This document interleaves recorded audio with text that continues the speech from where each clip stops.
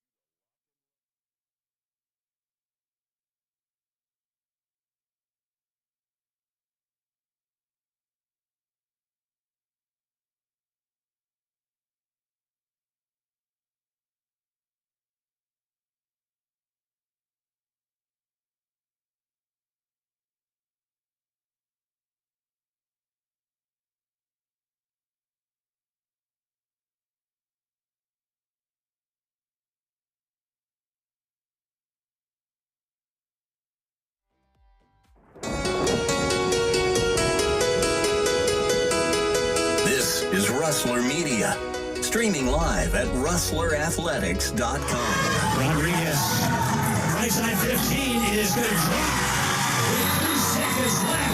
Rodriguez gives the Rustlers back the lead. Sherborn, good time for her first triple. Got it. Gets it back out to the tally ball, and triple looks good is good. Passes out to the outside. Vergara for 3. That's good. SB Vergara. Rustler Basketball from Rustler Media is brought to you in part by Porter's Mountain View Supply, Buckle Up for Life, Wyoming, Bailey Enterprises, and Fremont Chevy of Riverton. Also by Admiral Beverage and Pepsi Cola, Fremont Therapy, Myers Gambles, County 10, the Sutherland Lumber Company, Wind River Cares, Gales Carpet One and Altitude Home Interiors, and by the Wind River Casino. Vergara, nice pass down low, left hand, good by Sawyer. SB with the dish. Now to Rustler Gym for the Porter's Tailgate pregame show. Here's John Gabrielson. Welcome into Central Wyoming College on a breezy, rainy Saturday afternoon. It's been some wild weather in Fremont County today with a February 3rd rain coming down and a temperature of about 36 degrees. It has just been kind of a weird one today. I got up the cherry syrup and made snow cones out in my driveway. That was what I did. Welcome in Joel Kindle of the broadcast. And you know, there was also one thing weird kind of with today as well. It didn't affect this game, and I don't think it would have affected Casper and Western because Casper would have went a different direction.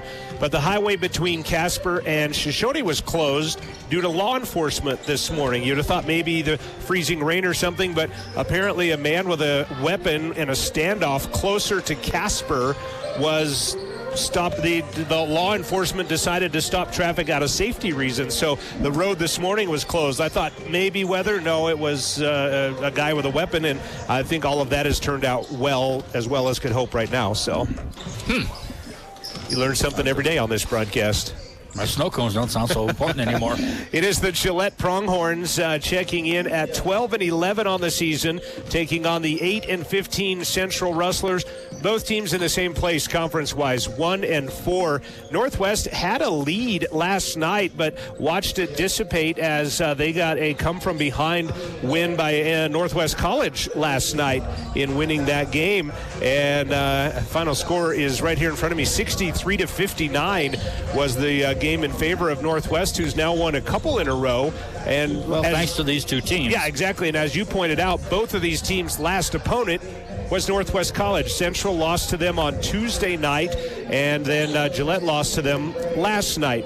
And before we get into more specifics of this, last night the Gillette men defeated Northwest in overtime for 500th win for Sean Neary. So congratulations to Coach Neary and to the Gillette Pronghorns. Where's his 5? Some of his wins are somewhere else. He had about 12 and a half years at Miles City. Oh, that's correct. Was the head coach. He had like 268 at Gillette coming into the season. And interesting too, that's with a few years off in the middle of that. And he also had 1 year where he was the head coach at Williston State in between the COVID Gillette not having sports after that. We have a lot of stuff that we'll talk about over the course of the broadcast, as this is your Porter's pregame show, brought to you by Porter's Mountain View Supply, in that Gillette didn't have athletics until around the 2008 mark-ish.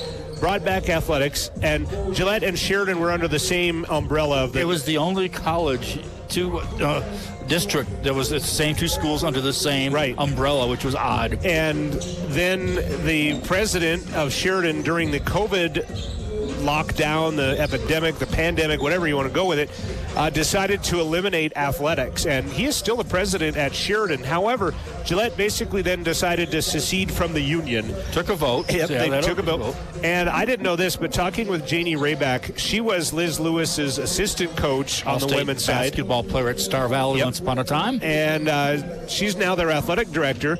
And she said that Gillette College does not get any money from the state. They are all 100% community funded, as they are not part of the Wyoming Junior College Commission, Community College Commission, essentially, because they don't tax to the limit to get that state aid. It's a whole which is deal, somewhat weird, and I don't know if it's fair, because obviously Gillette for a long time, that area supplied a lot of the monetary resources for all these junior colleges. Funded a lot of the rest of the state for sure, but just kind of a feel-good story. When they brought athletics back, they also added volleyball to the mix as well. So they've got men's and women's soccer, volleyball, men's and women's basketball. Rodeo is a club sport at Sheridan, not an intercollegiate sport like it is at Central Wyoming College. You mean at Gillette, right? No, at Sheridan. Oh, okay. I'm not sure. And Sheridan has not added their sports back as of yet. And the rodeo program is a club sport, and I'm not sure if Gillette, in fact, does have or does not have the rodeo program under the umbrella, or if it is still a club sport. They did host a rodeo earlier this season at the Camplex, I believe, didn't they? Yeah, I believe so. We got, like I said, we just have a lot of stuff that we can talk about, but this is your Porter's MVS pregame show. We're going to take a break. We'll come back. I did not have, because of my situation all week, I did not work Wednesday, Thursday, or Friday because of feeling under the weather. Coach Westmoreland's assistant, Lizette Heredia, did not come to work most of the week. She feels a lot of other people not feeling great and everything like that. So I didn't have a chance. We didn't have our pregame interview with Leighton. We will have Brad at halftime of this game talking about the men's, and then we'll have Leighton come and do a postgame wrap-up of the ladies coming up at halftime of the men's game. Your Porter's Mountain View Supply pregame show continues. We'll get you starting lineups right after we do this. Rustler Sports On Air are brought to you in part by Porter's Supply of Riverton, offering grills, spas, fire pits, gas stoves, wood-burning stoves, and Green Mountain pellets. They are located at 750 East Sunset Drive in Riverton. Details can be found online at portersmvs.com. Thanks to Porter's Supply for the sponsorship of tonight's pregame show. At Fremont Chevy in Riverton, being in the community isn't just how we do business, it's our way of life. We think of our team, our customers, and our local community as one big family. For us, being community partners is more than just a source of great pride. It gives us a deep sense of responsibility. We are excited to bring you the scoreboard for Rustler Athletics on Rustler Media. See Fremont Chevy online and at North Federal Boulevard in Riverton. Fremont Chevy will be our scoreboard sponsor tonight. Let's get you some starting lineups. First of all, for the Gillette Pronghorns, they are dressed in their Road Columbia blues with darker blue numbers and some silvery gray trim. They have Gillette written across their front. Their head coach is Liz Lewis in her second season, 5 years apart. She was the head coach prior to the COVID, then 3.5 years of COVID, and then now she's back as the coach again. You know, what did she do in the time being? Did she teach there? Or? She and Janie Rayback were approached by members of the Gillette community, and a Wyoming Youth Basketball Association was started. It's a nonprofit. They've got over 2,000 kids in it now. Janie's the executive director, and Liz became the director of coaching. So they both stayed in Gillette, and then Janie comes back and is the athletic director. Liz comes back as the head coach. At the Razor City. At the Razor City. As Rich Burkham used to always say, our friend. Here, our late friend and thinking of Rich often. Let's start with the starting lineups for Gillette. First is Maria Marinkovic. She is a 5'6" freshman out of Montenegro, averages 8 points a game. She wears number 2. Kaysden Stefano, she goes by Q. She is a 6'2" freshman, wears number 21. 11 points, 7 rebounds on the season. And if you're looking at stats, I'm going to tell you why one of them is not starting today. Andrea Martin, a 5'10" freshman, wears number 24. She is from Madrid, Spain. Number 23 is Dasani Nesbitt, a 5'11" freshman from Freud, Montana. You remember that name? She also played on their volleyball team. Her brother is one Javon Nesbitt, who is no longer on the CWC basketball team, but definitely they are still brother and sister. You can't quit that, I guess. Can't quit that. And then Melina Edwards, number 45, is a 5'6" freshman out of Melbourne, Australia. 10 points, 4 rebounds per ball game. Alyssa Beckford, their leading scorer, if you look at 14 points, 7 rebounds, and 3 steals a game. Tore her ACL in December and has not been back and will not be back. So bad luck for Alyssa Beckford out of Toronto, Canada. We've had her own injuries as well. Yeah, and that's the nature of the beast, unfortunately. We're going to get our national anthem, and we will. I think these are the same 3 officials that Gillette had at Northwest last night. Nope, I lied. One of them was actually at the Riverton-Jackson game, is why he looks familiar. We'll take the national anthem break. We'll come back, give you the Rustler starters after this. Oh, say, can you see by the dawn's early light what so proudly we hailed at the twilight's last gleaming, whose broad stripes and bright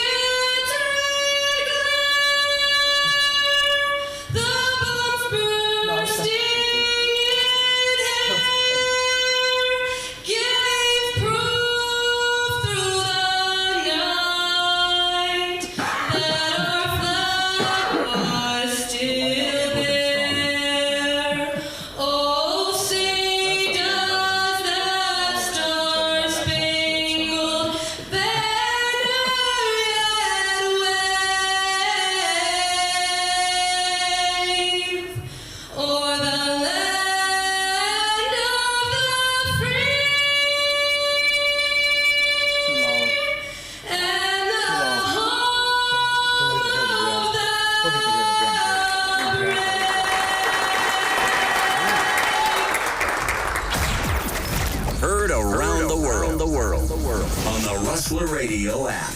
This is KCWC FM, Riverton.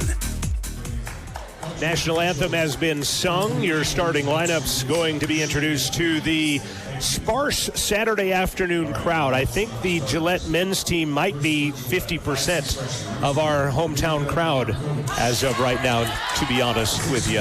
And that's not a good thing. There is Marinkovic, and then Q Stefano, Dasani Nesbitt, Andrea Martin, and Melina Edwards for the Pronghorns. For head coach Leighton Westmoreland in his second year as the head coach, assisted by Lizette Heredia. They will start number 1. She is a 5'6" freshman out of Provo, Utah, Natalia Ballin. We'll call her Tal as the game goes on. 8 points and 4 rebounds per ball game. Wearing number 2 is a 5'9" freshman. 5 points, 5 rebounds from Spanish Fork, Utah. Had a game-high 14 against Salt Lake is Tiffany Terwart. Wearing number 4, boy, it's been a long week. 5'9" freshman out of Converse, Texas. She set a new single-game scoring record with 35 earlier this year is Ari Rodriguez. Wearing number 24 is a 5'6" freshman out of Blackfoot, Idaho. 12 points and 4 rebounds per ball game. That is SB Vergara. And wearing number 42, the 6'1 freshman from Evanston, averaging 9 points, 9 rebounds per ball game, is Emily Sawyer. Ballin, Tervort, Rodriguez, Vergara, and Sawyer wearing home white on your whiteout Saturday, which the whiteout might have kept a lot of fans from coming today. The snow this morning, perhaps, because, as I mentioned, it is a sparse crowd. That's a terrible toss, but the Pronghorns are going to get the basketball on the toss, and they'll have first crack at it.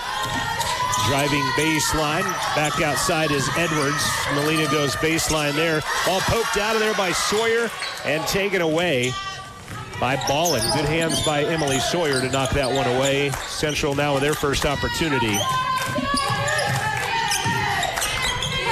Ballin will find Rodriguez deep in the corner. Snap nylon for 3. And Ari Rodriguez has Central out to a 3-0 advantage. Central did not lead a minute of the 80 minutes of basketball Tuesday at Northwest, men or women. Nice pass underneath. Might have been a foul, but gathering it back in and scoring is Q Stefano as she battles down low and puts it up off the glass and in. Those of you listening in on radio, as now Ballin tries a 3, doesn't go. Rebound picked up by Nesbitt. And driving the other way, and a foul is going to be called as Marinkovic was heading down the right side, and SB Vergara is going to get her. Already seeing a difference maybe in, I don't know, philosophies or something here. CWC 2 shots, both from long range. Gillette 2 shots, both, either a drive and underneath. Free throw is good by Marinkovic. Anyway, I was going to say, those of you listening on radio might get a different ball game today. Just trying to save the voice for 4 straight hours of basketball. And those of you watching online will obviously be able to see what is going on. We'll try to keep you up to date best we can. First lead change of the game as Marinkovic makes both free throws. It's 4-3 on the Fremont Chevy scoreboard. Tervort drives right side, puts it off the window and scores. 1-3-1 defense by the Rustlers. Little pitch and catch underneath by Stefano and Nesbitt.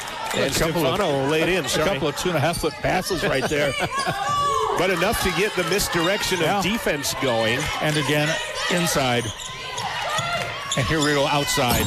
Triple by Vergara. The rebound is into the hands of Sawyer. That triple by Rodriguez is there. Good tip by Tiff Tervort to tip it to Sawyer. And then out to Rodriguez, who is on fire to start. She's got 6 points. And has not put those points on the scoreboard as of yet. Triple the other way by Edwards is no good. Vergara, that is the first Gillette miss, by the way. Vergara, 15-foot line, goes to the baseline and gets swatted to the ground by Stefano. Boy, oh boy, that was pretty good defense. Should be 11-6, shouldn't it? I have it 8-6. I thought we missed that second 3. That's right. Correct. Stefano is going to come out of the game. Vergara to the free throw line, and she cannot hit the first.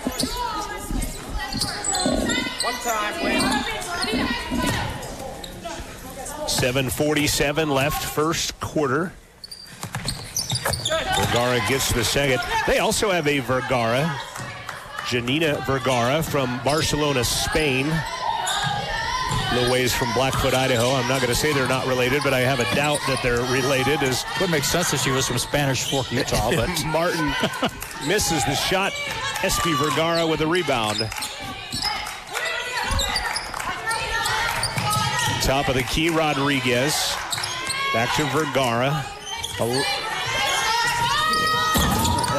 Alyssa Beckford is in the ballgame. I have trying to get you some different information. Alyssa Beckford is in the lineup, and I'm going to get a travel on Gillette. Look at the percentage of 3-point shots that CWC is taking as opposed to 2s. I have my facts mixed up. Jada Johnson wears number 3. She is the one that tore her ACL, not Alyssa Beckford, who averages 14 points per ball game for this team. So coming off the bench scoring that many points. Yeah, I apologize on that, as Katie Walker is into the ball game for Central now. She'll have it, top of the key. Nice cut. Ballin kicks it back out. Ballin did not recognize there was nobody there, but it works. Rodriguez hits her third triple of the first quarter and has sent Central out to a 12-6 advantage with a 6:54 left to play. Now, let's go deja vu, if we will. Saturday against Eastern. Against Get in the mood. We get in the mood. LCCC. Central had a 9-2 lead at 6:56. Timeout was called. Central didn't score the remaining 6:56 of the first quarter. So Central has hit these little spurts where they've done this. That happened in each of the previous two games at home. But now need to make sure that they can make it stand up and come out strong out of the timeout. I think you got to be concerned, too, though. If right now you're making hay from three-point range, but you can live and die all in the same game, shooting nothing but threes.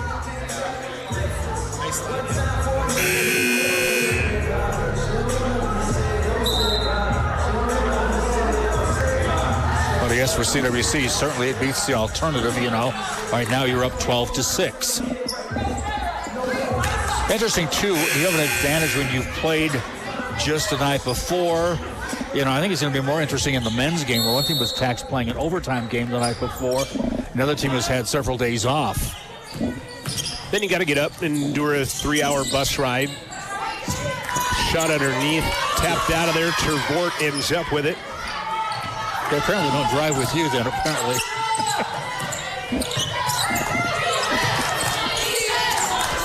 I'm not going to incriminate myself by... You're more of a 2 hours, 55-minute guy. I'm a pretty good, let's just put her at a mile or two over the speed limit and go now. Kinley Solom into the ball game, bats that one out. Kinley, a Thunder Basin product. 5'10" freshman out of Gillette. Now, just two Wyoming products on that team, both from Gillette. Stremka is not here today, the other one. She might be here, but not suited out to play. Jada Johnson and two others, including Stremka, not suited up. We're talking so much in the pregame about Gillette and them being back, which is great to have them back as Vergara launches a long three. Both her and her defender fall down. Tervort gets the rebound, misses the shot, and Beckford will come away with the rebound. And, of course, we're a school that came back from not having sports as well. Yeah, from 1991 to about 2007.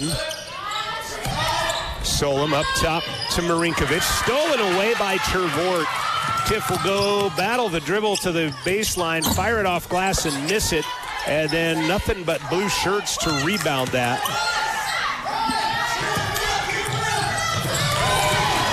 And another steal by Central. 4 turnovers. Rodriguez for 4 threes. Yes!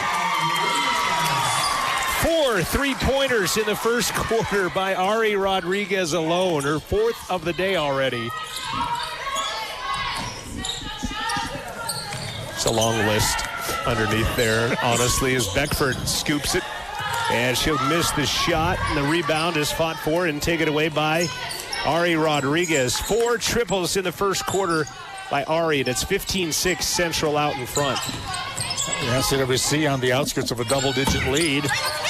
Feeling it a little bit there as she let that one fly from 15. Misses it, but Vergara, after the offensive rebound by Walker, will knock down a triple. 5 threes in the first quarter alone for Central. This was a team that didn't score more than 16 in a quarter the other night after scoring 35 in each of the last 2 fourth quarters as they've been up and down.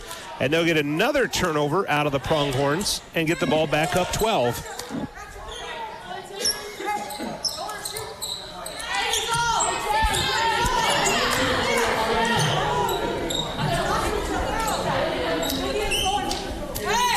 Interesting, CWC subbing with the advantage, and whereas Gillette just, let's try something here, subbing, you know, out of what's going to work here. Latai Charles and Crizel Mendoza have checked in, and referee was he telling Layton to get back in the coaching box a second ago because Katie Walker is going to pick up a loose ball and knock it down. Is that our first 2 of the game? No, Tiff had a... Oh, that's right, the breakaway shot somewhat. I guess it was a layup, not a breakaway, but... Beckford, right side, Edwards. Goes baseline to Lainey Stevens. into the paint. One extra pass. Boy, the pass doesn't help you unless it improves your position. Well, and she was only one-handed because she's bleeding from the mouth as she heads to the bench right now, and she's going to be heading to the locker room. That's Q Stefano. And the reason she caught that pass as awkwardly as she did is I thought her hand was hurt at first, but she was bleeding, and she was kind of trying to catch the blood till the referees got their attention. Officials looking for blood right now, in fact, and I guess maybe they see a little bit of a spot as our trainer is going to work on that. Janina Vergara is going to check in for the Pronghorns. Was going to tell you, though, 25th meeting with Gillette. Gillette leads at 18-6. CWC did get a forfeit in one of their 6 wins, so really they've only beaten them 5 times. Gillette has won the previous 5 that ended in 2020, and Gillette has won 5 in a row. Gillette's most points, 92. Their least has been 54. Their biggest win was 44. Central's most points is 79. 43 is their lowest, and they haven't broken 50 points in the last 3, which these kids were in junior high the last time they played. CWC's biggest win was 22. High post, outside Edwards. Triple is off the back of the iron, and a long rebound to Ari Rodriguez. Walker gets fouled by Edwards in the front court. They're kind of clean from my vantage point, but my vantage point doesn't matter. 4 minutes left to play in the first quarter on the Fremont Chevy scoreboard. Central 20-6 out in front. Good quick first start for CWC. Charles travels with it. First turnover of the game for Central.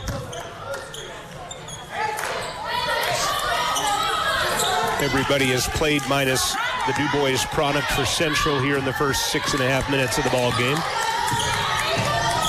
Well, has been getting more and more playing time as the season has progressed. On cue, she steps into the check-in stand with Vergara. Beckford, deep corner Stevens. Back up top, Beckford. Stop, partially blocked by Rodriguez, but picked up by Vergara on the rebound. She'll hit a cutting Beckford. Her shot is no good. And Sawyer saves it in bounds to Katie Walker. Central giving up a couple of opportunities that time, but coming away empty. And then they'll throw it. Back door, ends up with it. Rodriguez somehow leaning left, gets it to go up and in. Using humans for croquet kind of there. 14 for Rodriguez. She has outscored Gillette herself 2-1. And then some. Beckford. Vergara spins 8, missed it. Rebound by Emily Sawyer. 2.5 minutes left to play in the first quarter. 22-6 Central. And a foul on Edwards. That's going to be her third, won't it? I've got her for at least 2. And it is her second. As Baron Baker and SB Vergara and Tiff Tervort will check in. Central's going to play with 6, looks like. Nope. Finally, Latai checks out. That 2-2-2 zone is very effective. A little more effective than most. Man-to-man with a chaser. Call that the rover position, like softball. Vergara takes the inbound, contested. That's pretty much a reach right there that wasn't called. And then a couple of bodies fly as Baker ends up with it. Tervort between the circles. Corner, Mendoza triple. That one will fall in. Hits the side of the rim, comes up to the glass and falls in. Maybe this is their day. Yeah, six triples in the first quarter alone. 6 of 9 CWC from the arc in the first quarter. Marinkovic, no good, but a rebound put back up. Still no good by Martin.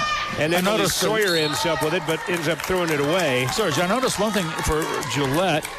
They're getting their passes, but their passes aren't setting them up for the shot. They're like low to the side or something. They're not, in that shooter's range where you want it. You can, pop it from there. Another long triple is no good, but another long rebound to Martin.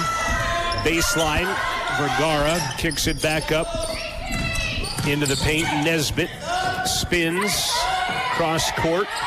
Foot on the line, Martin. No good, and jump ball will be the call.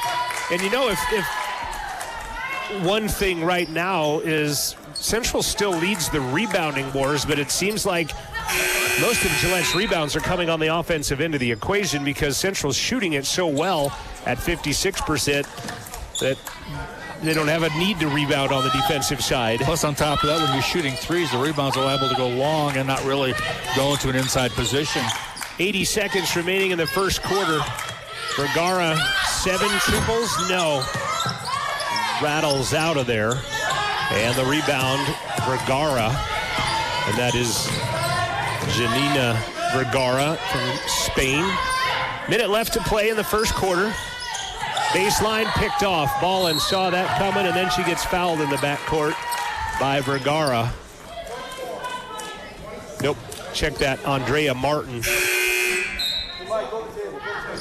It's like our entire team is wearing T-shirts underneath their jerseys today. And I've seen that before. Maybe the cold weather outside made them think that. I don't know.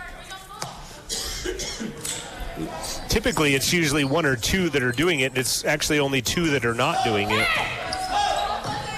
Central all wearing white underneath theirs. Ari goes for the white out day. So. The long sleeve. Ari, pump fake, gives it back to Sawyer. Cutting was Ballin, can't find her. Tervort baseline, gets kind of hand-checked the whole way. Nothing called, and Vergara, the Gillette rebound. 35 left. First quarter, Marinkovic. And the hand-checking was reversed there. Yeah, it's kind of equal opportunity. Beckford triple is no good. Sawyer will come in, clear house for her 4th rebound of the first quarter. And she has not shot a 3, and that's in the other games where they had the lead early, that she was making threes early on. Central 6 of 10 from the arc in the first 10 minutes with 10 seconds left to play in it. Gets a pick from Sawyer. Sawyer just inside the three-point line. Missed it, got her own rebound, fires it up and in, and scores at the buzzer. That was also great recognition on her part, knowing that her shot was off and where it was off to get that picked up and then put back in. The last 3 quarters at home for Central have been 28, 35, and 27.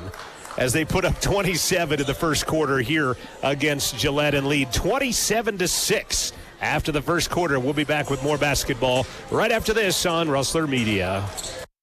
County10.com supports this Rustler Radio broadcast. At County 10, their mission is to connect the communities that make up Fremont County. Whether you're looking for updated community news, the local events calendar, up-to-date job listings, the details about new businesses in town, the Student of the Week spotlight, or just want to watch local athletic events, County10.com is working to keep Fremont County communities connected.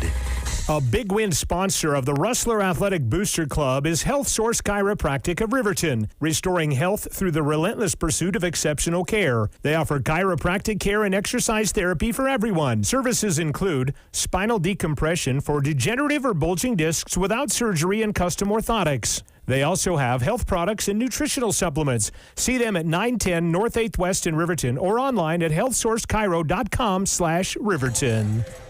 CWC hits 10 of 20 from the field, 6 of 10 from the arc, 1 of 2 free throws, and have built a 21-point lead on the Gillette Pronghorns at 27-6. Gillette, 2 of 15 from the field, 0 of 4 from the arc. They hit 2 of 2 free throws. You know, John, when you're given those stats there, you think they've shot more than half of their shots from 3, but it's really just been half. But it almost seems like there was like 2/3, right, having watched it. Other games going on today. Casper and Eastern Wyoming. Casper nearing the end of the first quarter there, leads 28-21. Shot misses. Sawyer the rebound. Didn't Casper get beat the last time out? Or yeah, Western beat him. And speaking of, Western is trailing LCCC right now, 26-17.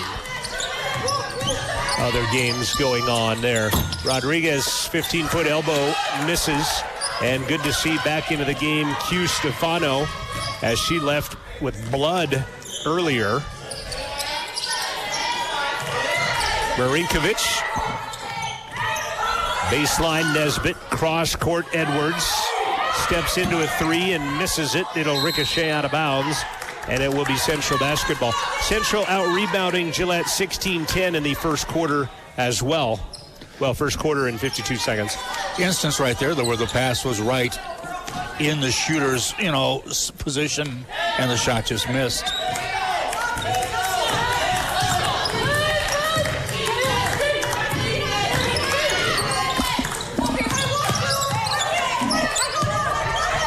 Sawyer, Vergara, triple, yes, and one.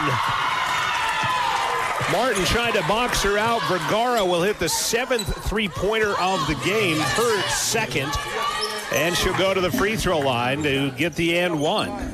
Well, what's the biggest lead CWC has had in a game this year? And if it was, I doubt it would have happened in the second quarter. It might have been the All-Stars at the beginning of the season. I don't count that as a game, I'm sorry. I know. Well, They played 40 minutes with college refs in a college wearing our But, uniforms. right, but I concur with you, but that would be the time that they have had a lead like that. Vergara, actually, Rodriguez falls down, wants a call, doesn't get it. Edwards banks it off glass. That misses. Nesbitt will finally get the second rebound and score it. First basket of the game for Dasani Nesbitt. And then I've wondered if her brother is still on campus here at CWC or not, as Vergara runs down the left side of the lane, and SB has 10 points. Well, if he was, you would think he would be here today, certainly, right. But I don't. Vergara and Martin got tied up. Cross-court pass, shot on the way, triple misses. Sawyer gets the rebound. And, John, their misses are such that you can see they're missed as they're let go even, really. So they're not really coming. They're not like they're getting rimmed out or anything. So it's Central commits their third turnover on the other end. Beckford back into the ball game. Beckford, by the way, is out of Toronto, Canada. She averages 14 points, 7 rebounds, and 3 steals, but did not get the start today, and she has not scored yet today either. Edwards, toe on the line, and it'll drop, but it's just a 2 for Melina Edwards. Just a whisker of a foot across the line. Vergara, Tervort, Rodriguez, Sawyer, and Ball in the 5 on the court in white for Central. By the way, that finally gets Gillette into double digits. Tervort travels at the top of the key. 27-6 after 1, 6-4 this quarter in favor of Central. As you see, Liz Lewis in her second season as the Gillette head coach, separated by 3 years of COVID and no athletic program at Gillette. Lob underneath Nesbitt. Gives it up to Stefano. Her turnaround 6 doesn't go. Nesbitt, though, puts it back up and in on another rebound and score. You have to think, from what we've seen so far, if Gillette's going to get back in the ball game, it is going to be with their rebounding and inside game. Sawyer's going to be fouled from behind by Stefano. That'll be her second personal. Second team foul of the quarter as well. That's not one you can argue very easily. It was like she was playing whack-a-mole with her back. Tervort comes out. Lob it up to Vergara at the circle. Mendoza scoots it corner. Katie Walker triple. High archer misses everything, unfortunately. And the rebound by Marinkovic. She'll stop for 10 in the paint. That does not go in. Nesbitt, the rebound, will be fouled. Well, she's been doing a job. 4 rebounds in the game, 3 of them on the last 3 possessions down the floor, 2 with putbacks. And the Central foul is on Katie Walker, which will be her first. That is just the second team foul called on Central today, as that free throw does not go in by Nesbitt. Funny about the weather, John, impacting some of the families of some of our team members of both the guys and gals to being able to come up to the game today because South Pass is probably not a picnic. Well, it was closed, I think, early. They opened it back up, but still not a picnic, though. And I don't think that the worst of it has happened yet either, as Ballin drives down the lane and rattles home a 10-footer. Tal's first basket of the contest puts her team back up 22. Biggest lead of the day has been 25. Marinkovic will take it to the rack. Missed it. Ball loose on the floor. Smallest player comes out of there with it. Mendoza up ahead ball and laid up, and it rolls out. Rebound taken away by Beckford. Well, Central has missed a couple of easy bunnies. Stepping back for a triple was Nesbitt. No good. Rebound put back up and in by Kinley Solom. And a travel by Vergara is going to be turnover number 5 on Central. That's your classic unforced turnover. Nobody on her in the back court with really no pressure honestly being applied. Central will take a timeout. 5:49 left to play. Central by 20 on the Fremont Chevy scoreboard. 35-15 our score. We'll update you on the other games when we come back from this timeout. This is Rustler Basketball from Rustler Media. Rustler Sports On Air are brought to you in part by Porter's Supply of Riverton, offering grills, spas, fire pits, gas stoves, wood-burning stoves, and Green Mountain pellets. They are located at 750 East Sunset Drive in Riverton. Details can be found online at portersmvs.com. Thanks to Porter's Supply for the sponsorship of tonight's pregame show. Myers Gambles is a proud supporter of Rustler Sports broadcasts. They're located in downtown Lander at 420 Main Street, offering furniture, mattresses, appliances, home office, kitchen, and more. They feature brands like Whirlpool, KitchenAid, Maytag, and Jenn-Air. Turn around, shop in town.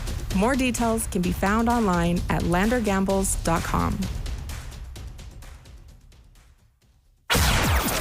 This is KCWC FM Riverton, streaming live at Rustler Radio on Facebook.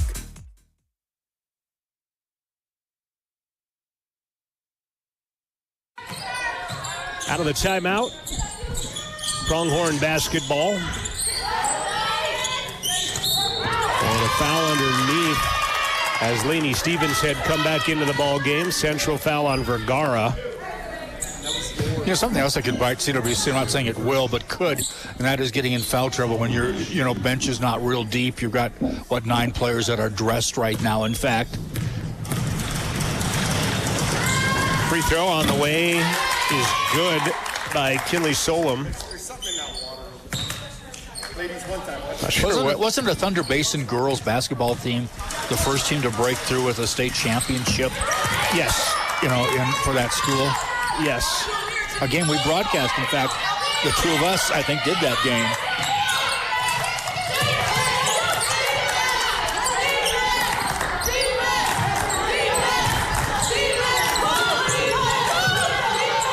There was, I can't think of her, she was a Hladke as Central's turns it over. And then Gillette will turn it right back over. Brady is her first name, and then she was a Hladke, and then she got married. She was the head coach. I can't think of her married name. The Hladke name rings strong up in the Gillette area. Right, and then I think she coaches at Gillette now after coaching at Thunder Basin at Campbell County. Full court pressure. They'll get the steal, and wow, bodies fly. They're letting a few things go, aren't they? Yeah, they are. 5 minutes left, and charging to the baseline is Edwards, and she'll get fouled as she breaks through the line. Going to wrap up. Trevort's going to get the call. Well, she just kind of covered both ends of that football type up and crashed through a couple of defenders, and Central call for the foul as Edwards will miss the first. Like you said, they're letting them get a little physical. On some things, yes, on some things they are.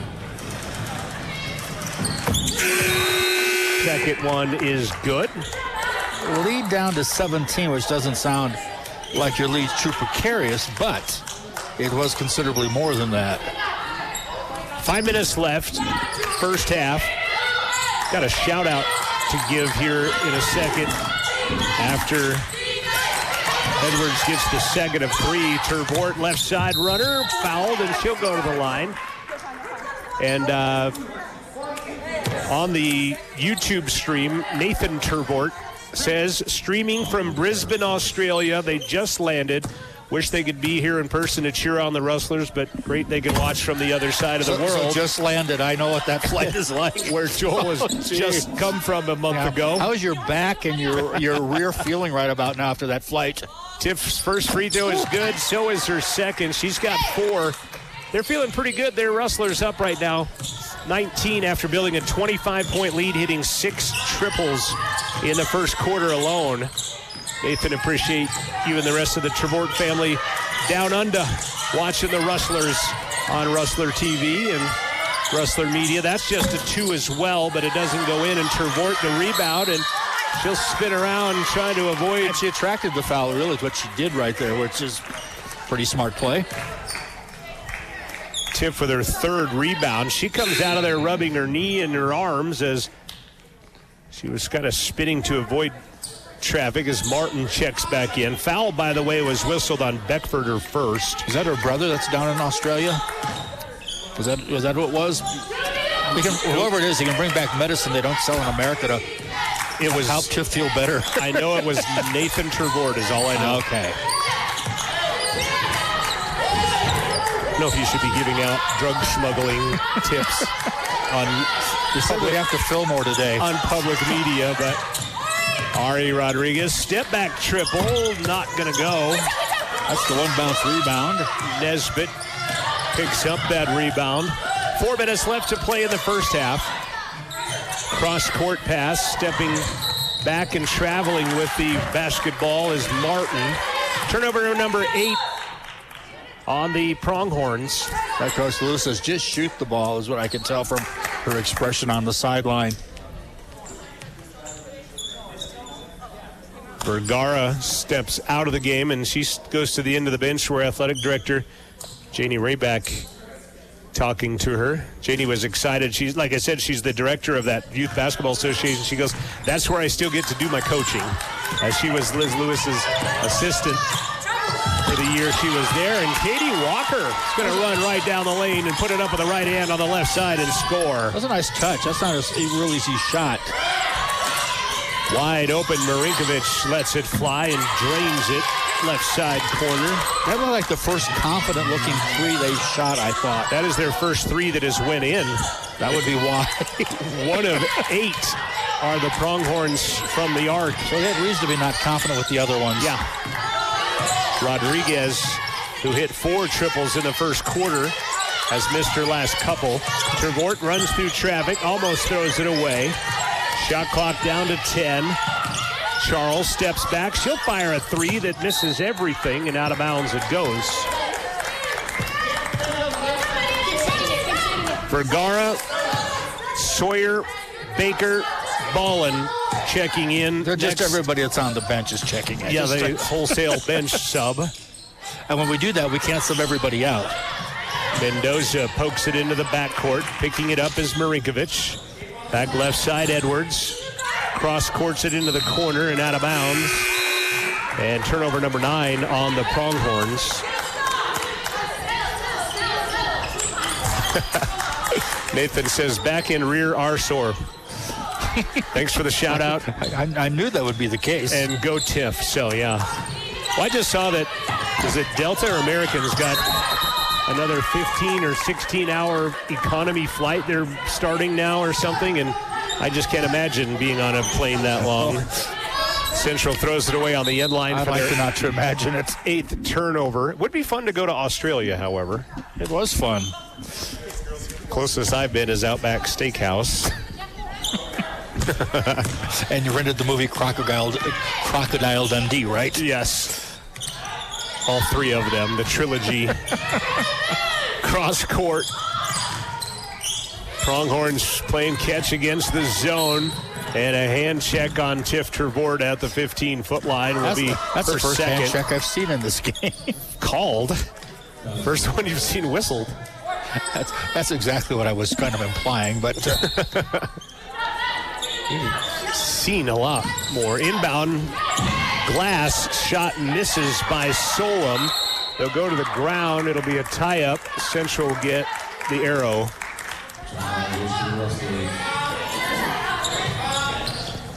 And again, I have to apologize to my radio audience. not quite the description you normally get, as I'm kind of doing a more video-type broadcast, is Trevort from 15 missed it. Solom the rebound, and she's fouled. Is that going to be on Tiffany? Not a lot of contact. I thought the only contact I saw was maybe from a teammate. Well, Tiff will get her third personal, so give time for the Trevorts to get through baggage claim and customs now, with Tiff having to sit the bench with 3 fouls. Oh. Solom free throw is no good.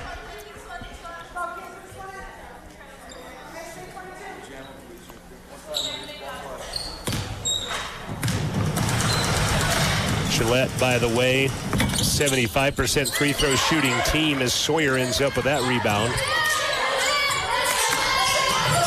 Really, I've got him for a 65.8% free throw shooting team. Well, not sure how to rectify that at the moment, as they'll throw down and knock it away. Central 9 turnovers, dead even at 9 turnovers apiece. Looking at pre-COVID free throw shooting statistics. Shot baseline, missed. Vergara. I'm going to stand by. I look at him on the net and I see. However, I will say this.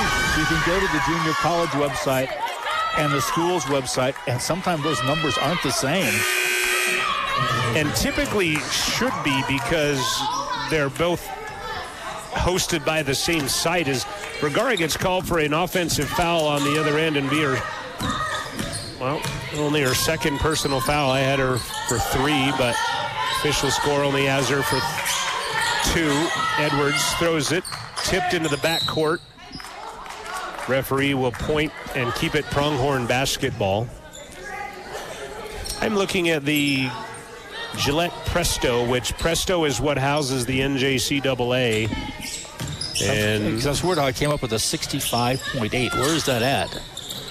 I don't see a 65.8. Averaged 11 out of 15 free throws a game. Edwards triple with 3 on the shot clock. Doesn't go. Rebound, though, to Solom. Shot on the way. Good.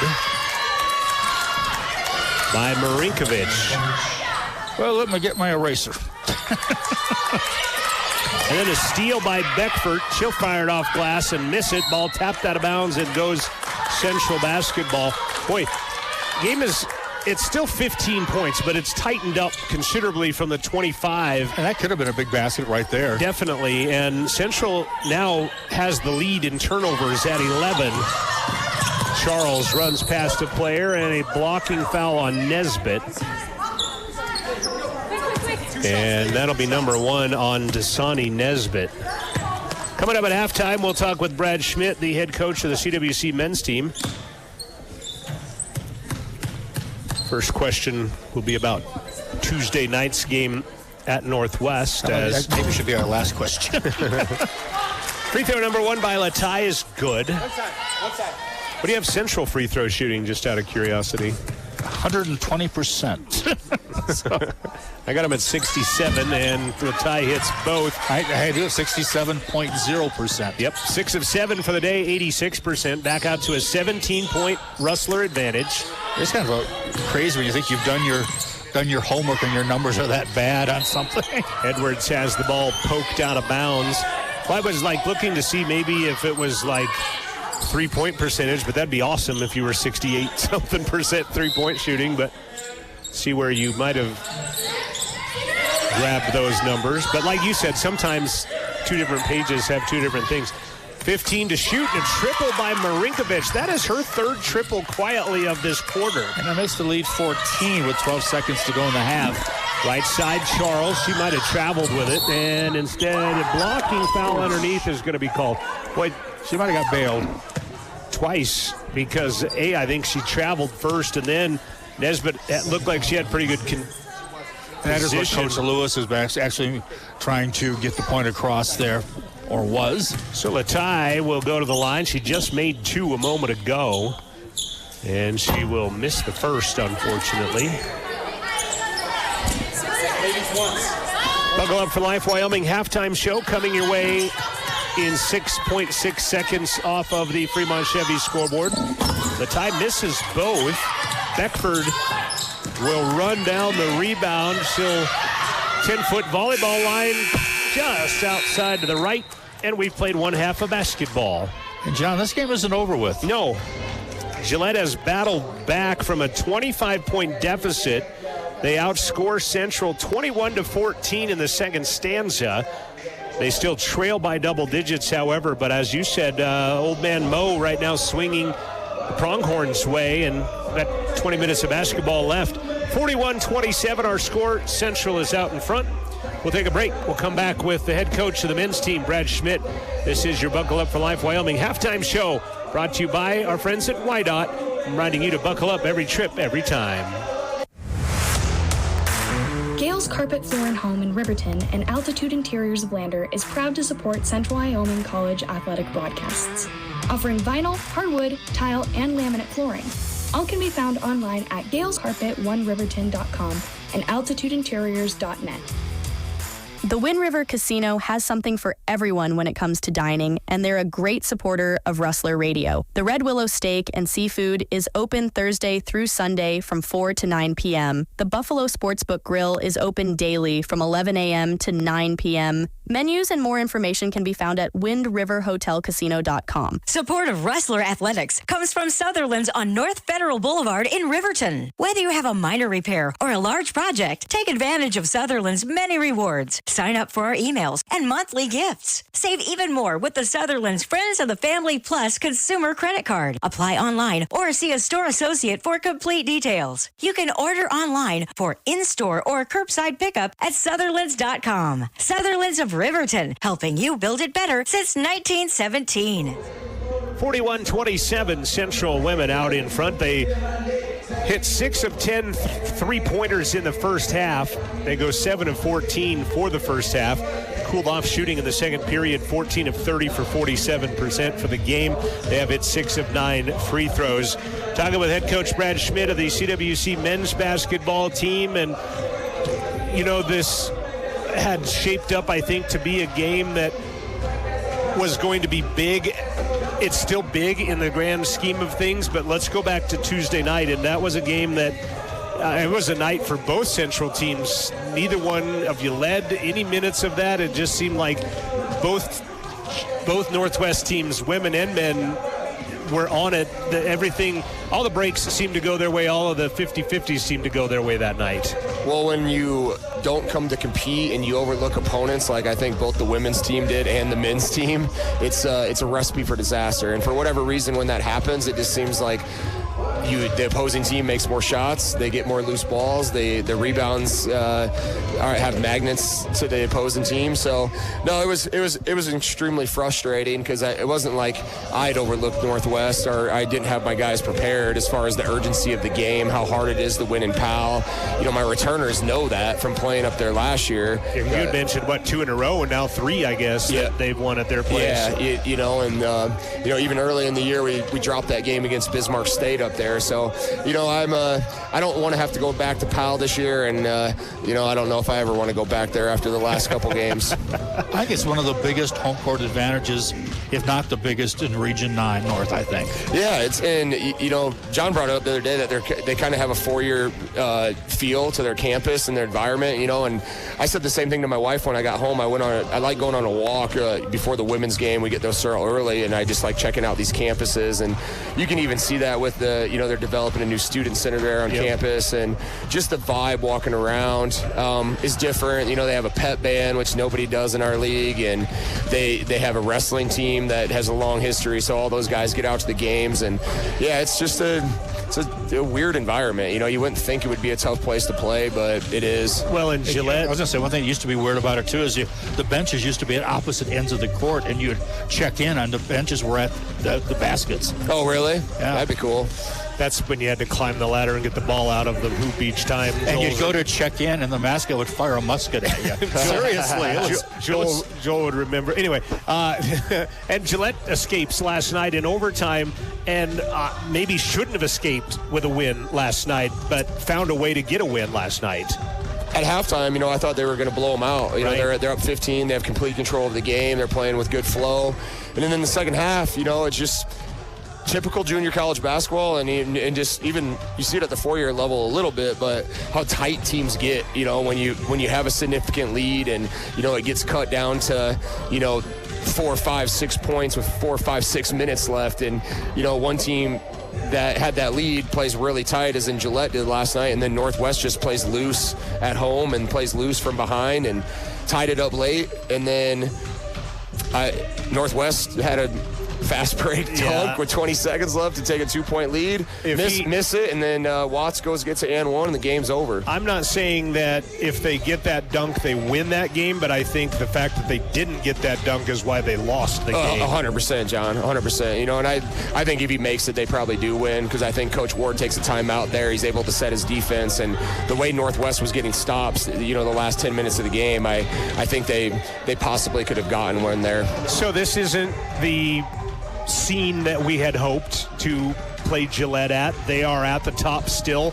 You thought that you would be a game back and be able to, shoulda, coulda, woulda, but it's still big because there's only 12 conference games, and you've got to play them all. And this is a chance to take on the number one team in the conference on the home court. It's as big as they get. It's a monster game. They have a 2-game lead now on us, Casper, and Western Wyoming, and the one difference is that Gillette has played Western Wyoming at home. They've played Casper at home. They have played a lot of their games at home. They haven't gone to some of the tougher places to play yet. And I like to feel like we're one of those locations when teams come here. We've been pretty good on our home floor. So yeah, this is a monster game because it'll only put us 1 game behind them. It'll give us a sole possession of second, because even if Casper and Western Wyoming win today, the tiebreakers go to head and then top of the league standings. So we'd automatically hold that tiebreaker. So yeah, it's a really big game, especially when we have 3 of our last 4 games at home. Right. So, if we can get this one and I think your last one is at their place. Exactly. It would be awesome to be going to Gillette late in the year with a chance at the Region North title. But if we don't respond and play better than we did on Tuesday, and we haven't had really good practices either the last couple days. So, I'm very intrigued to see what kind of group we have today. Sometimes that translates into you have a bad warm-up, you have your best game type of thing. So maybe we'll see how that goes. It's you guys before I got on air asked me about the Tuesday game and if I recovered. It's Saturday, and the honest answer to it is it's more. I have zero control how these guys come out and play when the game actually starts. I don't do really anything different throughout the course of the week. I don't really do much pregame wise. That's been different, and that's been for not only this season, that's been basically 6 years of me being a coach. So if the guys want to go and the guys got mojo and the guys have a chip on their shoulder, I think we're going to win today. If our guys come out flat, they don't play as a team, they're selfish, we're going to get rolled. The thing about Gillette, I looked at them over the season, it's as if they know how to win. They've been in a lot of close games, and they've managed to win almost all of those close games. And is, I guess, even more, of a feather in Sean Deary's cap in the fact that these kids hadn't met each other before There's obviously no returning players, with no returning, and yet they're a 20-win team already. Knowing the culture that is Gillette that you just talked about, too, I guess. And, by the way, Sean Deary picking up win number 500 of his career last night. So congrats to him on that. But back to what he said, it just seemed like last night they thought maybe there's no way they're going to lose that game and went out there and took care of business. Yeah, when teams start figuring out how to win, it can snowball quickly, and it can snowball in the opposite direction, too. He had some illness last week, which is probably where I got it, so I'm going to hold Tay and Lucas responsible for that. But Javon's Achilles, Jaden. Javon's not in the program I was anymore. looking at the Nesbitt on the Gillette girls basketball team. But Jaden went down in that game Tuesday night, came back, though, so that was good news, and hopefully that just gets looser as the week goes on and not tighter. So. Yeah, I think everybody's ready to go. We have 10 guys. They seem all healthy. Ingles recovered from his flu bout. So yeah, we got 10 dudes, and we're going to need them all, and they all need to play well today. All right. Well, good luck to you, Coach. Thanks, guys. Appreciate you guys that. rock. You bet. same starters? Yeah. Okay, same 5 starters. Brad Schmidt, head coach of the CWC men's basketball team. I'll get you since he dropped you there. We'll take a break. We'll come back. We'll take a look at first half stats. Central up 41-27 in women's basketball. This is your Buckle Up for Life Wyoming halftime show brought to you by WYDOT. Wind River Family and Community Healthcare is helping in the battle with COVID-19. This month, they are focusing on 2 crucial aspects of this battle: COVID-19 testing and vaccination. Wind River Cares is offering free COVID-19 testing kits and strongly urge you to get vaccinated. You can call 856-9281 to obtain a free testing kit or inquire about vaccination. Together, you'll reduce the virus's spread and keep our community safe. Your health matters, so prioritize safety, stay informed, and work towards a healthier, COVID-free future. Wind River Family and Community Healthcare, your partner in this fight against COVID-19. Rustler Radio is supported by Altitude Interiors by Gales and Lander. Altitude Interiors offers a wide range of flooring options, including carpet, laminates, luxury vinyl plank, and more. Additionally, they provide walk-in showers and custom rug binding services to match your specific size and material preferences. Installation services are available, and financing options can be discussed. Learn more about Altitude Interiors by visiting altitudeinteriors.net. Rustler Radio is sponsored in part by the Wind River Hotel and Casino. The Buffalo Coffee Shop proudly serves Starbucks. Open daily from 8 a.m. to 9 p.m., serving Starbucks coffee and beverages. The casino also has pastry items baked in-house by the casino's very own baker. The Buffalo Coffee Shop open daily from 8 a.m. to 9 p.m. More information can be found at windriverhotelcasino.com. If you're out on the road and the weather is getting bad, do you wonder what the road ahead holds for you? Download WYDOT's 511 app for Android and iOS to get the best real-time updates when traveling. Winter can bring unpredictable and potentially hazardous weather conditions, so be prepared with WYDOT's 511 app. Download it today at wildroad.info.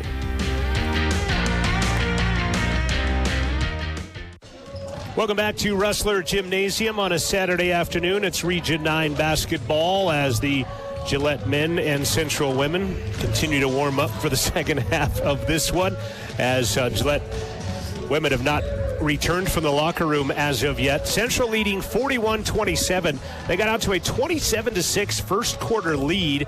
Gillette outscored Central 21-14 in the second stanza. So it's interesting that the point total that CWC had, it took a full half or a quarter. Their quarter score took a full half for Gillette to get to that same point. Yes, and Central did not score the final 3:48 of the first half.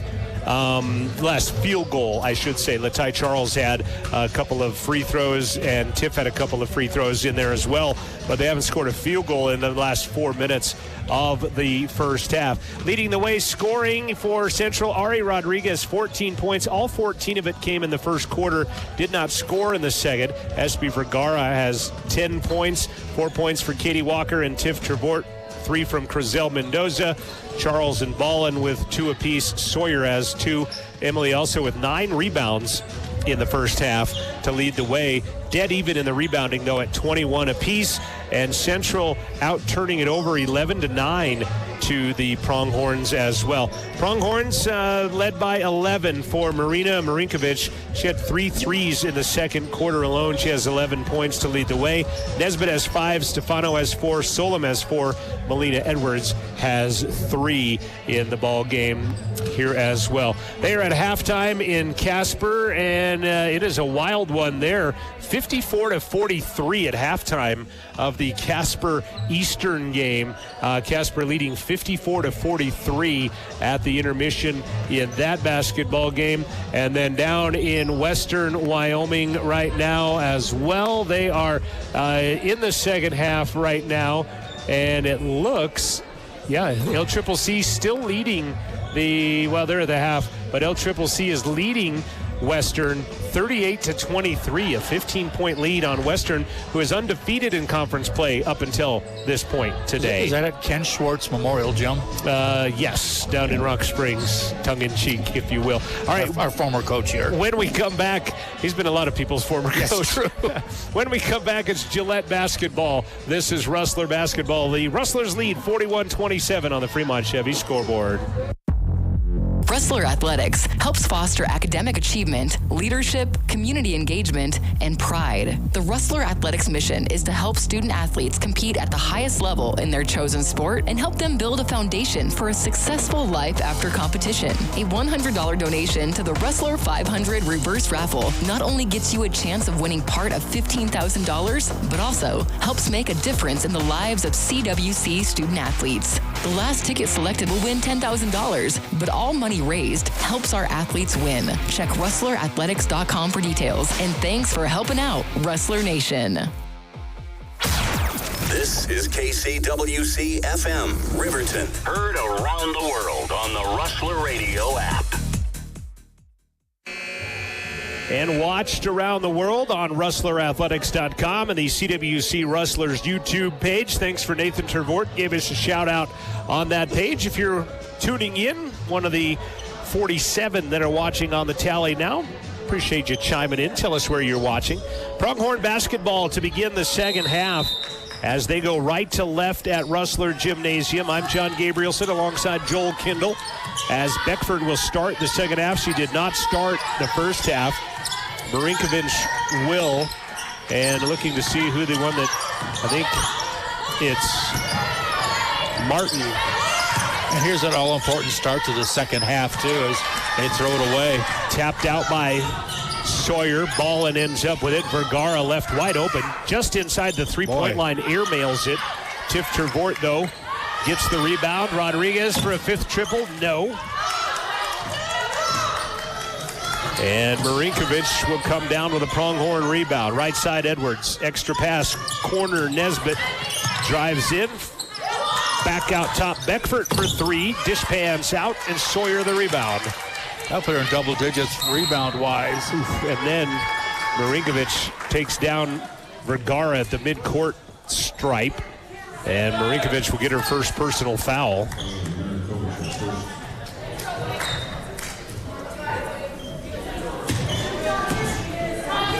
Minute gone by here in the third quarter on the Fremont Chevy scoreboard. Thanks to Buckle Up for Life, Wyoming, and White Idle. Backdoor ball and good help defense by Marinkovic, and Central's, I thought they were going to lose it out of bounds, but they'll say Central stays with basketball. I think in lieu of a foul, they gave the ball to CWC, as I honestly believe. Possibly. Quite possibly. Not a lot of movement on Central on the tap on the inbound. Player goes down, Nesbitt, but she gets back up. 10 on the shot clock. Rodriguez, one-on-one. Long three is an air ball. Saved by Ballin into the Central bench. Boy, our 2 threes this half have both been air balls. Not the same start we had in the first half. Definitely. However, it's not really affected the score at all.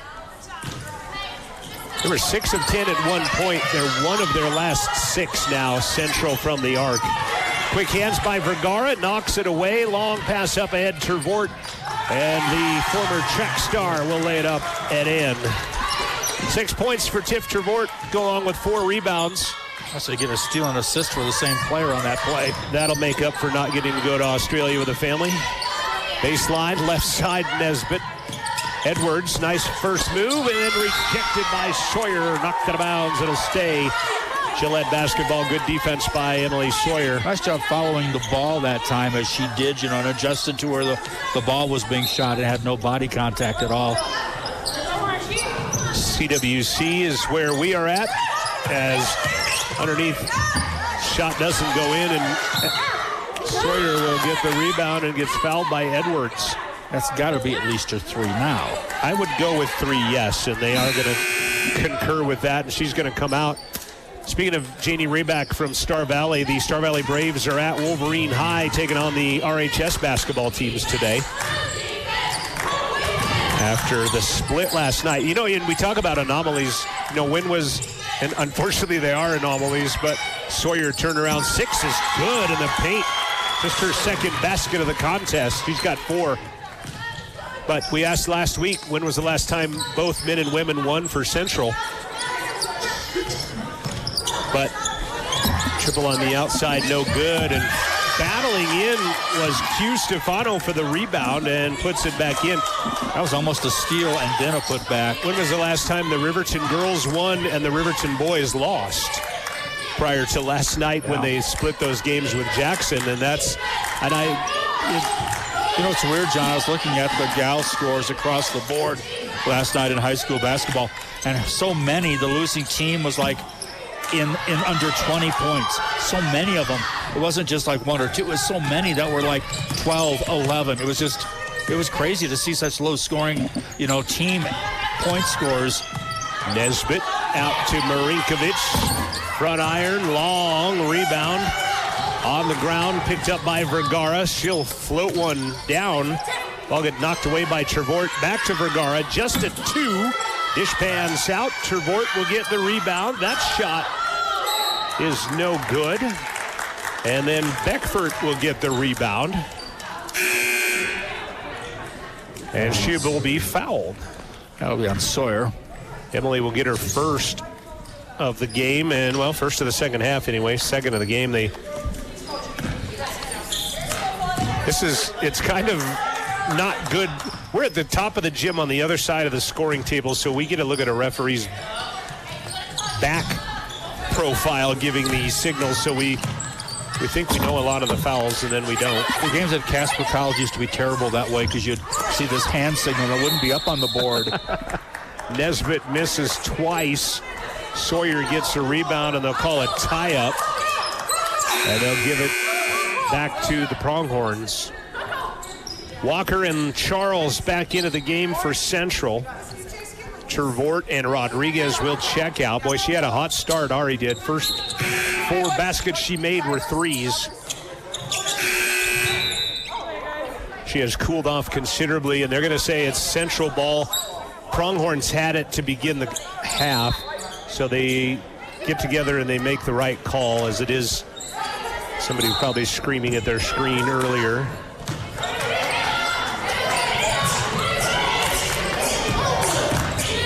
Underneath, nice pass, ball, and lay it up.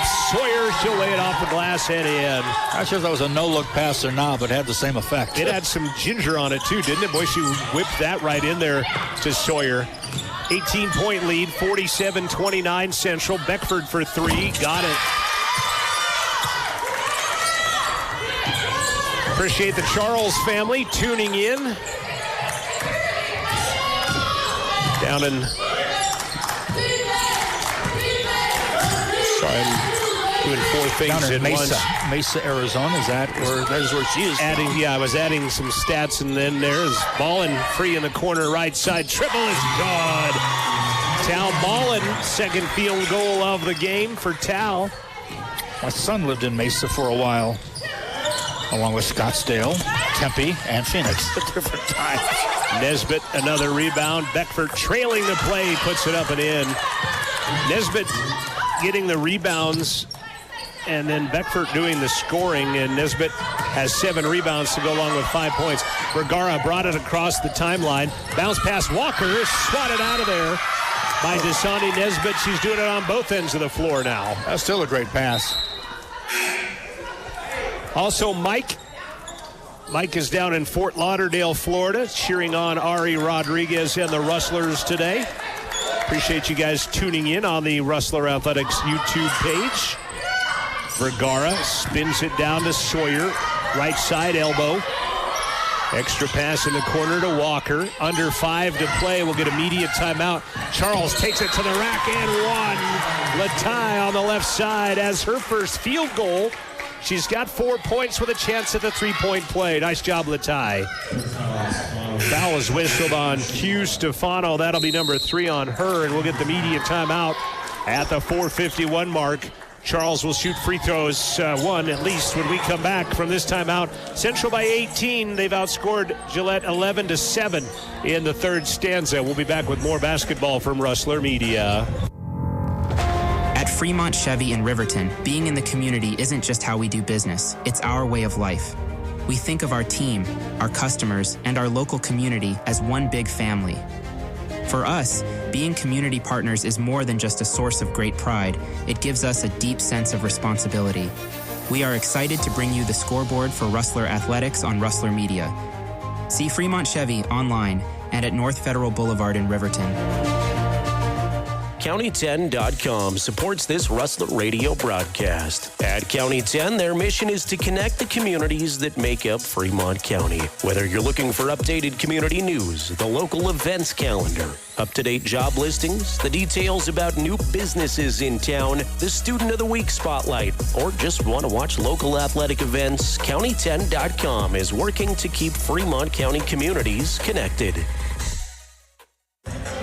4:51 remaining in the third quarter. 52-34 Central out in front. They've outscored the Pronghorns 11-7 in the third quarter of play. And Latai Charles looking for her 5th point of the game at the free throw line. She's 2 for 4 on the day, and she knocks that one down.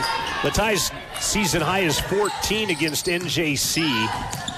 19-point Rustler advantage. Their largest lead was 25. Beckford to Laney Stevens. Lost it. Beckford gathers it back in, though. Dasani Nesbitt in the paint. And they're going to be fouled by Sawyer. Sawyer had good defense right up to the point where she kind of brought the arm down like spike volleyball style and got her on the arm. And Emily will pick up her 3rd personal foul. And that's going to send Dasani Nesbitt to the free throw line where she knocks down the first. I'm going to say something about Ty, too, and that I think she's, one of those players that brings you energy off the bench, and some of that stuff may be disguised in numbers that you don't see. Nesbitt, despite the shriek from a fan, knocks down the second one. So Emily checks out with 3 personal fouls. Beckford steals the inbound pass. She is athletic, is Beckford. Gets the ball in the corner, snares a high pass, runs past ball and puts it off glass and in. But again, you saw where the pass came to begin with was not in a shooting position at all. Her athleticism reminds me of Tiffany Trevort on the Central side. Just a long, strong, lanky, enduring athlete as Vergara triple to answer. Big bucket by Espy. That is her 3rd triple of the game. Central 9 of 19 from the arc, 47%, and they have built back up an 18-point advantage. Baseline, Nesbitt, double teamed in the short corner. Hands it back out to Stevens. Latai playing the top of the 1-3-1, almost got a piece of that one. Stevens triple, no good. Vergara's going to tip it into the front court. Ballin's going to go get it, put it off the glass, and score it. And she might have been fouled, too. It's not going to show up possibly in the scorebook, but that was a great play by SB Vergara to knock that one into the backcourt. That was also a block out by Ty on the shooter that allowed that to happen as well. Latai gets called for a foul in the backcourt on Marinkovic, and that will pick up her first. Trevort back in for Latai. Good minutes for the Arizonian. 58-38, Central by 20. Once rendered a U-Haul in Mesa, Arizona, by the way. Don't you want to know that? How much? It was too much. Nearly a travel by Stevens. She'll get it back. Pump fake. Vergara got in the air. Kind of lucky she didn't push the issue to force herself into it to get the foul call. Baseline. Back out top. Beckford. Walker will get the carom on the miss. 3 rebounds, Walker. Lob pass, Ballin underneath. Too far for Tiffany Trevort. And out of bounds, and Central with their 13th turnover. And Edwards with those 3 fouls going to check in. 2:49 remaining on the Fremont Chevy third quarter scoreboard. So Edwards checking in with 3 fouls. Sawyer still out with 3. Mendoza will check in next dead ball, as will Ari Rodriguez for Central. Cross court, Beckford.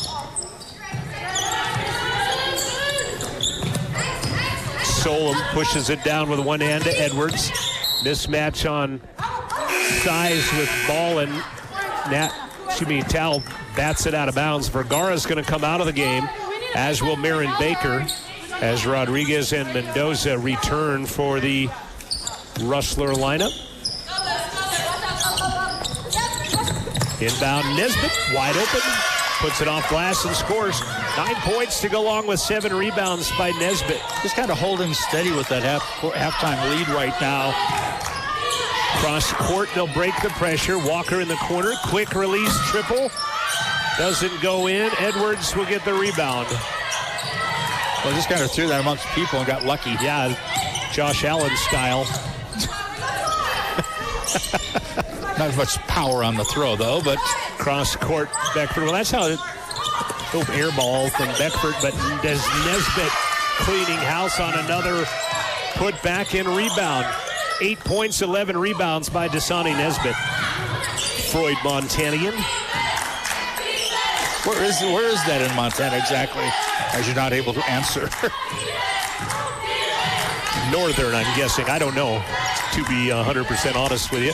90 seconds left to play in the third quarter. Central has outscored Gillette 17-15 after leading by 14 at the half. Walker, triple on the way at the shot clock. Buzzer is good. I wasn't watching the shot clock. Glad they were, as Walker nets it as the shot clock expires. A couple of those threes have been huge as Gillette has sort of made runs, and they've just thwarted that run with a three. Solom to answer with a triple. No good, but Beckford is there. She'll be fouled. And will shoot some free throws. Alyssa Beckford, 5 rebounds today. Sawyer returns with the 3 personal fouls. Foul is on Katie Walker, number 2.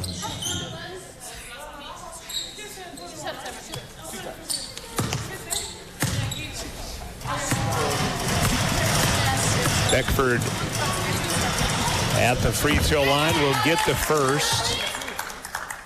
Here we go. Ladies, 1. Well, Triple C still beating Western Wyoming as Beckford gets a pair of free throws. She has 9 points now off the bench after not scoring in the first half.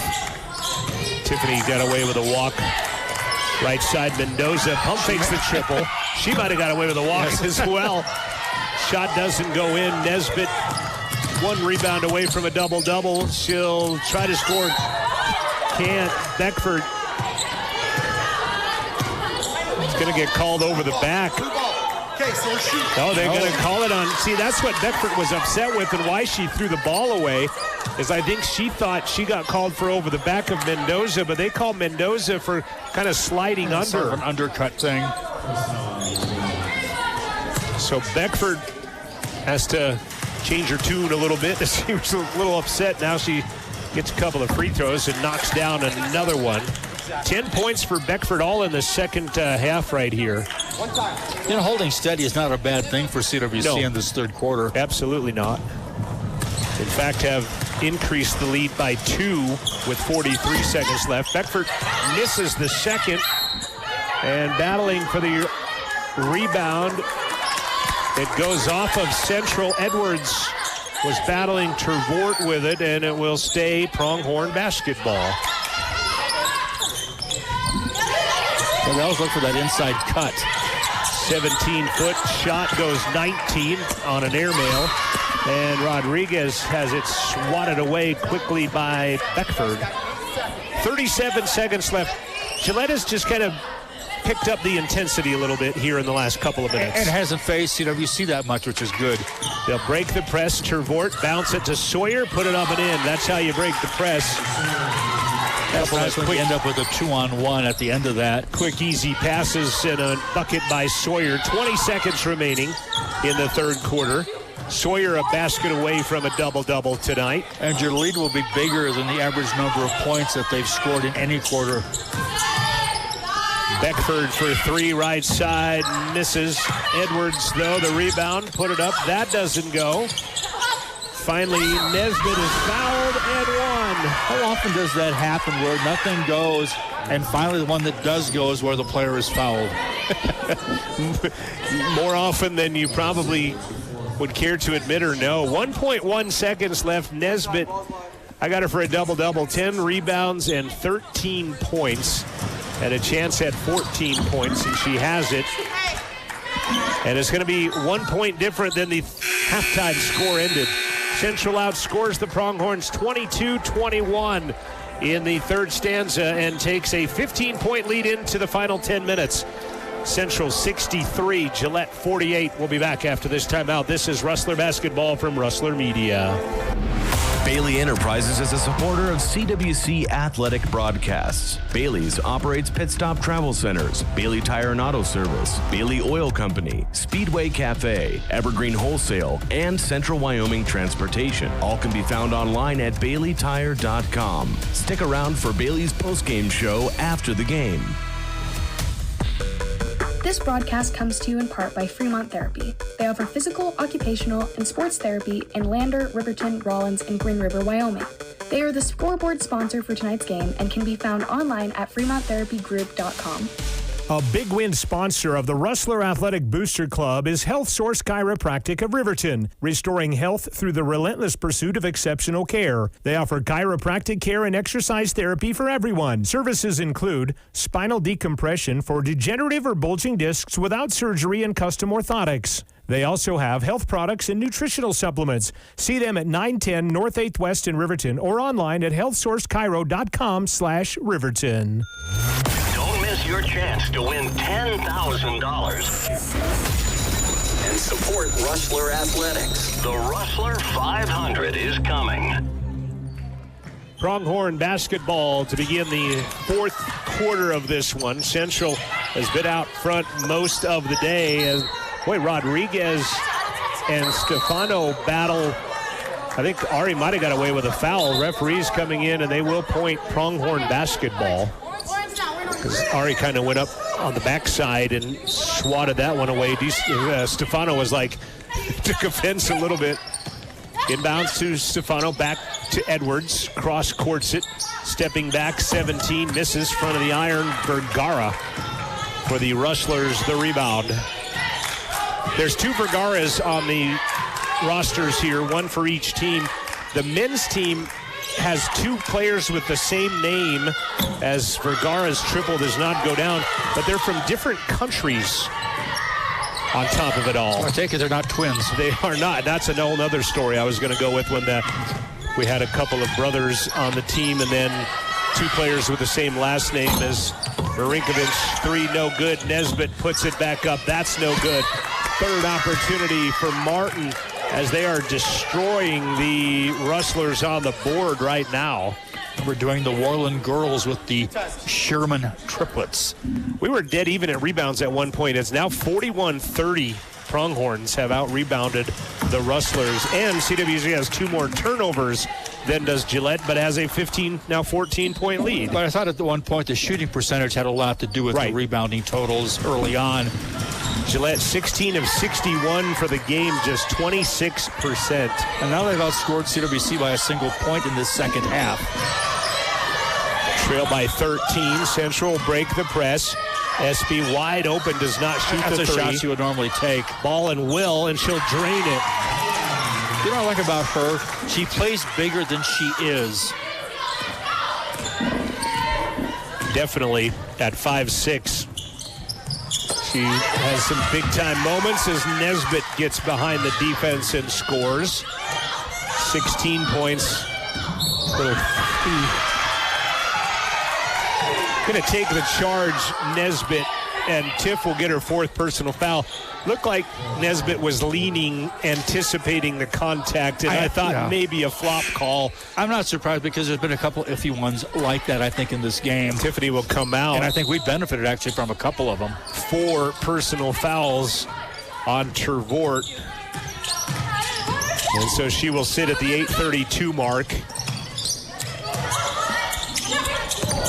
Nesbitt gets wide open underneath and bangs it off glass again. 18 for Nesbitt. Lead is 12, closest they've been in a while, as they have gotten it down to 14 at half. Central. She hit a three just a moment ago. Yep. Playing against the zone. She'll dribble it off her own foot. Dribbling head high is Martin. Underneath, gets it back, turns for 8 and gets it. It's a 10-point Central advantage and a timeout called with 7:56. There is a lot of time left in this basketball game with a 10-point lead. Yeah, you said dribbling it high, and that is not an infraction. She had her hand over the top of the ball. It just came up high on the dribble, and a lot of people would think, hey, that looked like a carry. No, it's not. That was just a good dribble, but a little bit on the high bounce. And then turns around and bangs home an 8-footer. 7:56 left to play, fourth quarter, 66-56. Rustler basketball when we come back from this timeout. If you want the latest road conditions while traveling without having to stop to view your smartphone, the Wyoming Department of Transportation has an app for that. Download WYDOT's 511 app for Android and iOS smartphones and use the hands-free, eyes-free feature to safely get the latest road conditions and traffic alerts. Driving in winter conditions can be challenging. Be prepared by using the 511 app to get vital information read to you while you concentrate on driving. Download it today at wyoroad.info. Scores from around Region 9 basketball. LCCC with a 17-point lead on Western Wyoming. 53-36. Casper with a 21-point lead on Eastern Wyoming, 72-51. Men's games will follow when our men's game takes place as well. I think these are interesting and important possessions right now for CWC, despite how much time is left. They'll give it away here.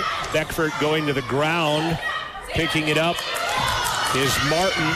15 turnovers on Central. Nesbitt in traffic. It's an 8-point game. And like I said, it's hard to say, it's like I said, these are important possessions despite how much time is left.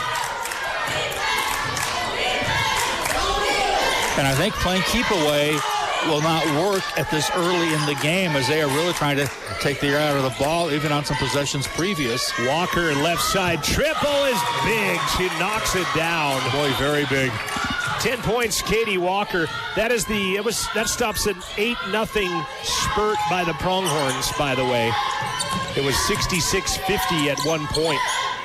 Right side triple is an air ball. Nesbitt saves it, slams it off the ground, and Ballin will pick it up. I think it might have come off balance foot, but it went straight up in the air, and she's able to corral it. Under 7 to play. Ballin triple. Got it and won. Central and the 3-ball today have been on it. And the lead is right back to the halftime lead, and you go to the free throw line. Foul called. Nah, it wasn't on her because she's not in the game. They said 42 Vergara, but Janina Vergara is on the bench. Ballin will get the 3-point play. See why I'm off on fouls? I don't know. I saw a player come out of the game. I was curious if that might have been who it was on, but ball poked out of there by Vergara. SB of the variety of Vergara. Nesbitt, I think, is who just left, as she's going to go grab some water. Yeah, that's who'd go to the bench. 15-point Central advantage. Right side, Beckford for triple. No good. Edwards, though, clears house on an offensive rebound and then lost it. Katie Walker ends up with it. First turnover in a while for the Pronghorns. They're now at 12. And then Central will turn it right back over to them. Beckford ahead of the pack. Missed it and gets fouled by Ballin. And then Tal makes a move to go help up Beckford, who will go to the free throw line. And nobody accepts help up from the opposing team. I've seen that all season long.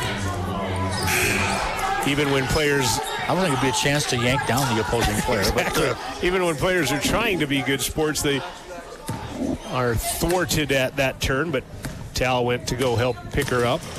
Beckford has 10 points, all of it in the second half, now 11.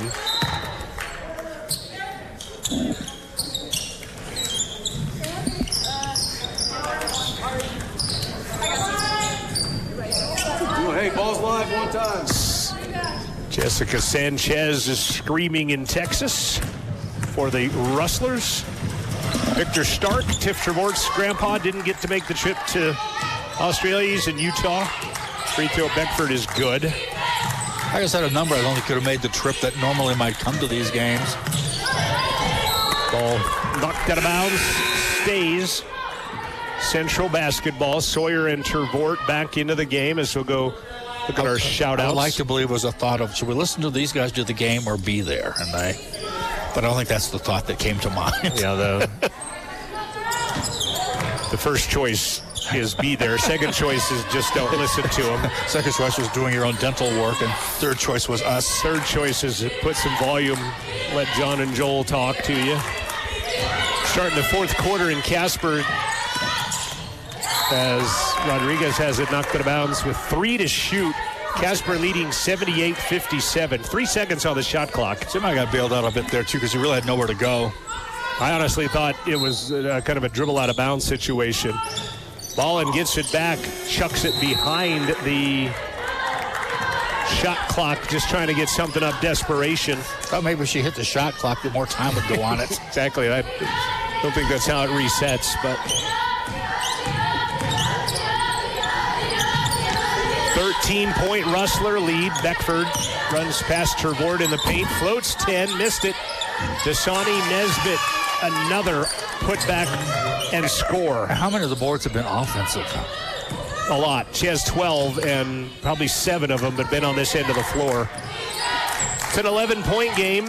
Rodriguez directing traffic. 5 minutes left to play. We'll get a media timeout on the next whistle.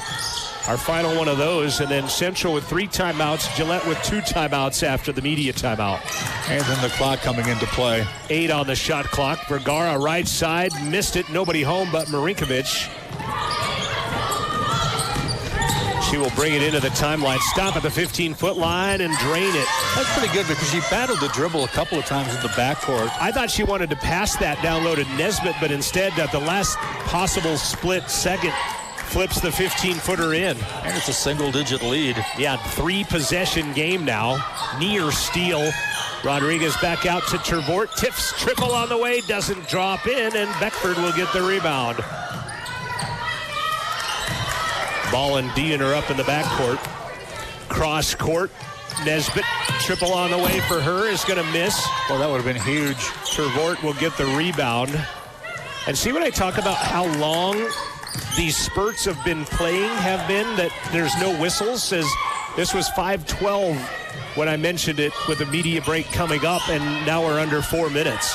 It's been a long time between whistles, not just this time, but all season long it feels like. Back door again, ball and double teamed. Hooks it over to Rodriguez, just a 2-pointer, misses anyway, and Beckford with the rebound. Gillette's getting the stops. They just didn't score on their last time down the floor. Actually, they did because... No, they did not because Central got the rebound. Sorry, CWC pretty aggressive defensively, but I think you want to be careful with that because if you get some top clock stoppages, and they don't really need that. Edwards will grab a missed 3-pointer, skims off the iron, and scores it. And it's back to a 7-point game now. And again, an offensive rebound to the basket. We played 2 full minutes without a stop or a whistle. Nice pass underneath. Sawyer lay it up and in. Got a bit of a tide stemmer there, which is big. Puts the lead back to 9 on a great pass from Ari Rodriguez to Emily Sawyer. Marinkovic, long triple on the way, no good. Beckford, the rebound. She's fouled by Sawyer. Hit the ground hard, but the foul didn't appear to be that hard.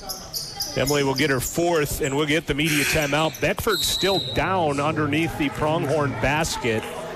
I think she landed harder than the foul was administered. Like you said, she's going to get up.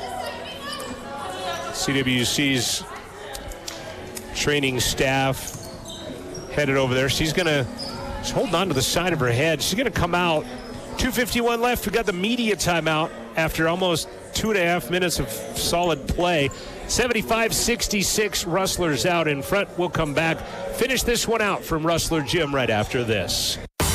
Central Wyoming College invites you to lock and load for our NRA pistol classes in 2024. Learn the basics of pistol shooting in April, personal protection in the home in May, and personal protection outside the home in early June. Elevate your skills with NRA Defensive Pistol in late June.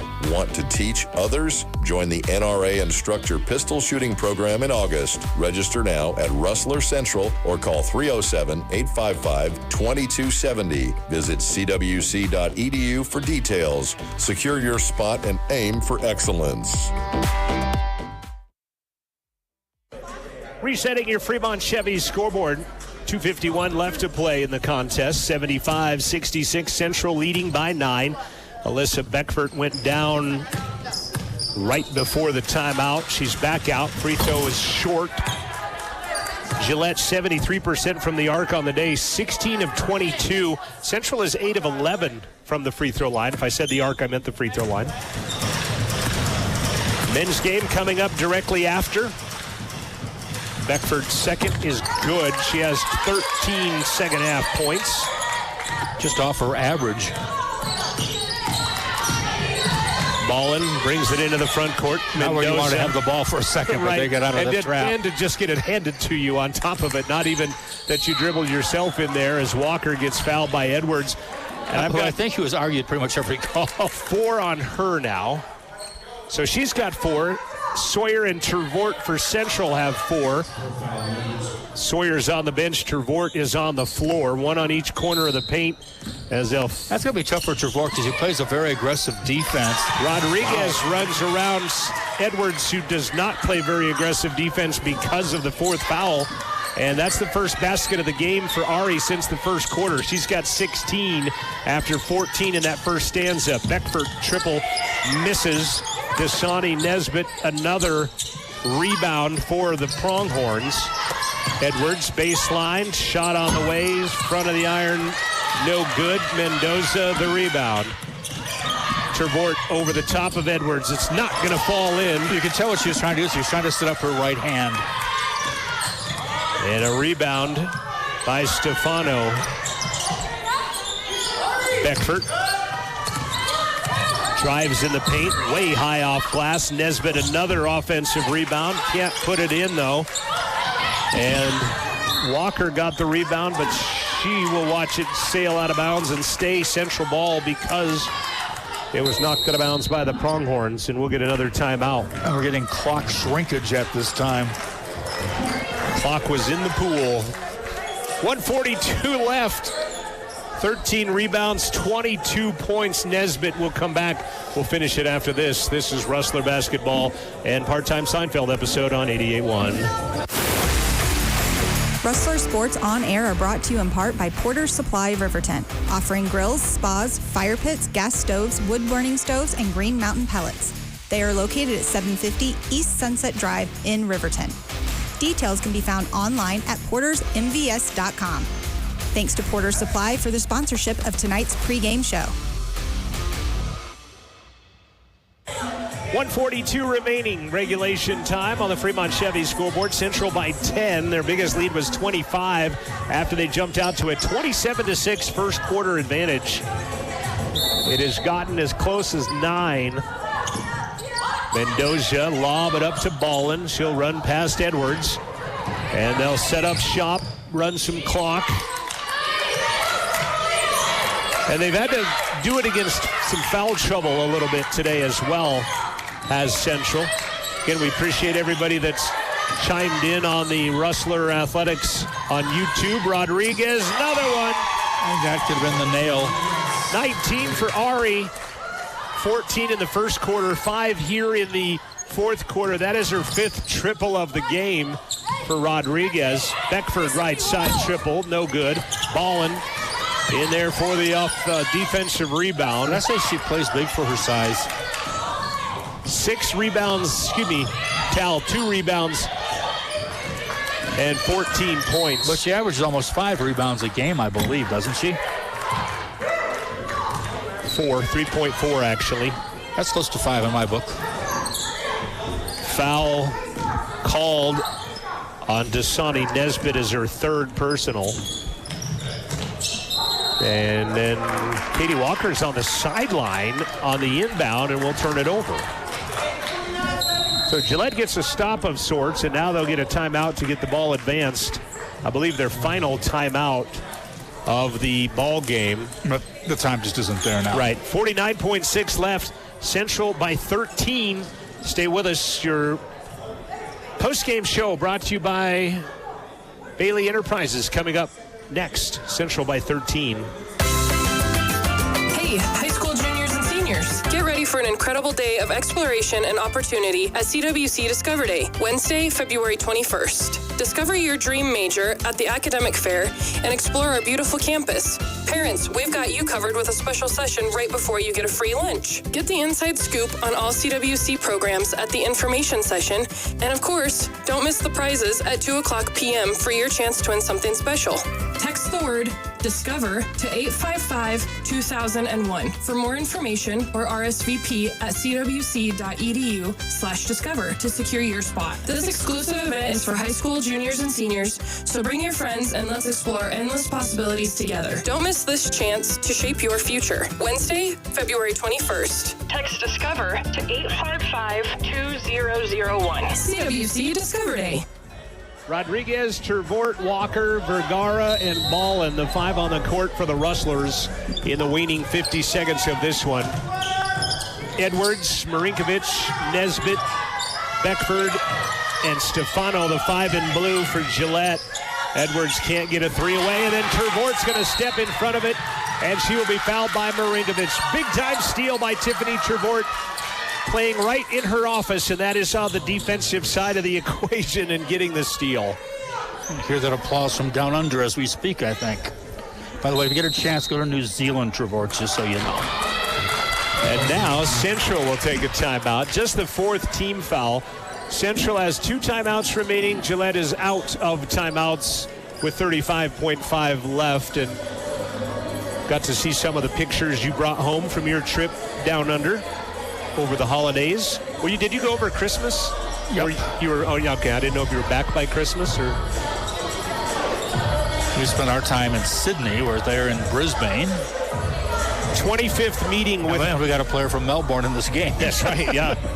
And so I was talking about the men's team. Gillette has 2 players with the same name. Ali Sacco. One is from Dakar, Senegal, and the other Ali Sacco is from Toronto, Ontario. And it reminds me of some Casper broadcasters years ago. We had brothers on the team, Richards brothers on the team. And then we had Marshall Adams, who is from Milwaukee, Wisconsin. And we had Tanner Adams, who are from Sandy, Utah. And the one announcer said he couldn't believe we had 2 sets of twins on the team. Tervort takes the long arcing inbound that they draw up, and they score. 8 points, Tiffany Tervort. Great pass on the lob in. Pump fake, Nesbitt, baseline, shoots it out. Back up top, Edwards, and Tiffany will foul out of the game, playing tight defense. Didn't want her to get the 3 away, and when she went to move, ends up giving the foul. Tiffany checks out, 6 points, 8 rebounds unofficially by my distracted stat keeping, and Melina Edwards, will go to the line. Free throw, be a big no good. Feather in their cap to have outscored them in the second half of this game. Absolutely, which they have done by 1 point. Right, yeah, just barely right now. With 24 seconds left. Shot clock is dead and gone. It's a 14-point game, and coach wants the 30-second timeout to advance the ball. So here's one dilemma I was thinking about last night in watching, and sometimes you take the advance so that you don't give up the basketball under your own hoop in a pressure situation like this. But then if say it's a one-possession game, I was thinking about this during the Northwest and Gillette game. There was 20-some seconds left, and I thought if you're Northwest, I don't remember the score situation. I think it was tied. If you have the ball, you're going to play for the last shot or overtime, essentially. If you're the defender, would you foul them intentionally to give yourself more time back on offense? Kind of like a football play, letting them score so you have time to score type of situation. With 18, 20 seconds in a tie ball game, let them put them to the line, let them shoot 2 high-pressure free throws so that you have maybe 18, 20 seconds with the basketball. You don't want to give up points, but at the same time, strategy plays in there. As ball of course, so many times they say foul them so they don't get a chance to shoot a 3, but you very rarely see them actually do it. Right. Second one, Tal is good. Unofficially 16 for Tal Ballin. Central has outscored The Pronghorns by 2 this half. Nesbitt scoots it back out to Marinkovic. Her 3 misses. Walker with a rebound. And they will outscore them in the second half. He's going to dribble it out and let the final 5 seconds happen. And Central will pick up their second win in the last 3 games. And convincing. Yeah, and they are 2-4 in conference play halfway through their 6 games.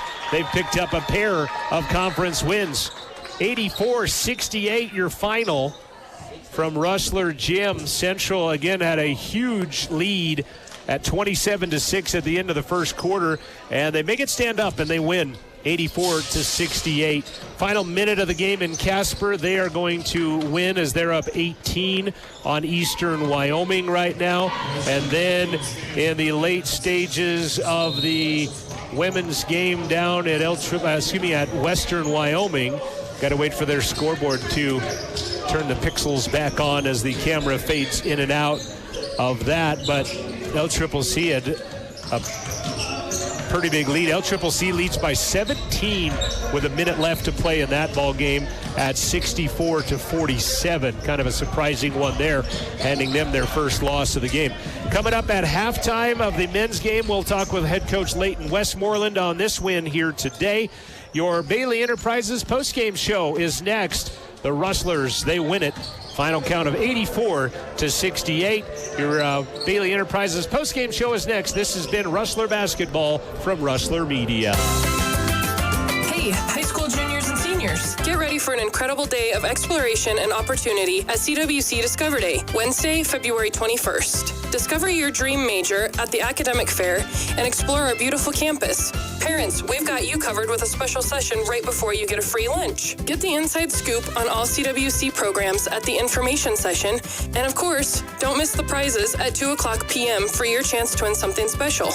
Text the word DISCOVER to 855-2001 for more information or RSVP at cwc.edu/discover to secure your spot. This exclusive event is for high school juniors and seniors, so bring your friends and let's explore endless possibilities together. Don't miss this chance to shape your future. Wednesday, February 21st. Text DISCOVER to 855-2001. CWC Discover Day.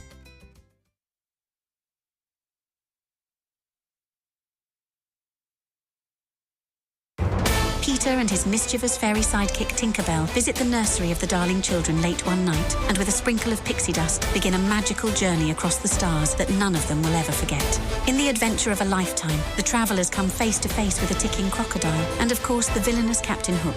Don't miss Central Wyoming College's production of Peter Pan, with performances starting March 14th through March 23rd. Contact the CWC box office for showtimes and information, or go to cwc.edu.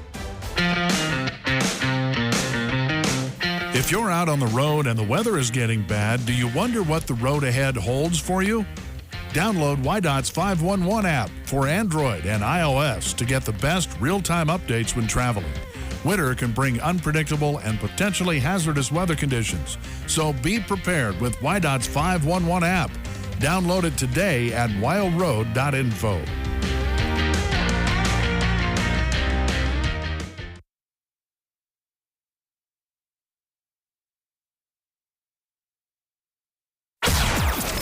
Heard around the world on the Rustler Radio app. This is KCWC FM, Riverton. This is the Bailey Enterprises postgame show, brought to you by Bailey Enterprises, with pit stops around Fremont County and the rest of the state.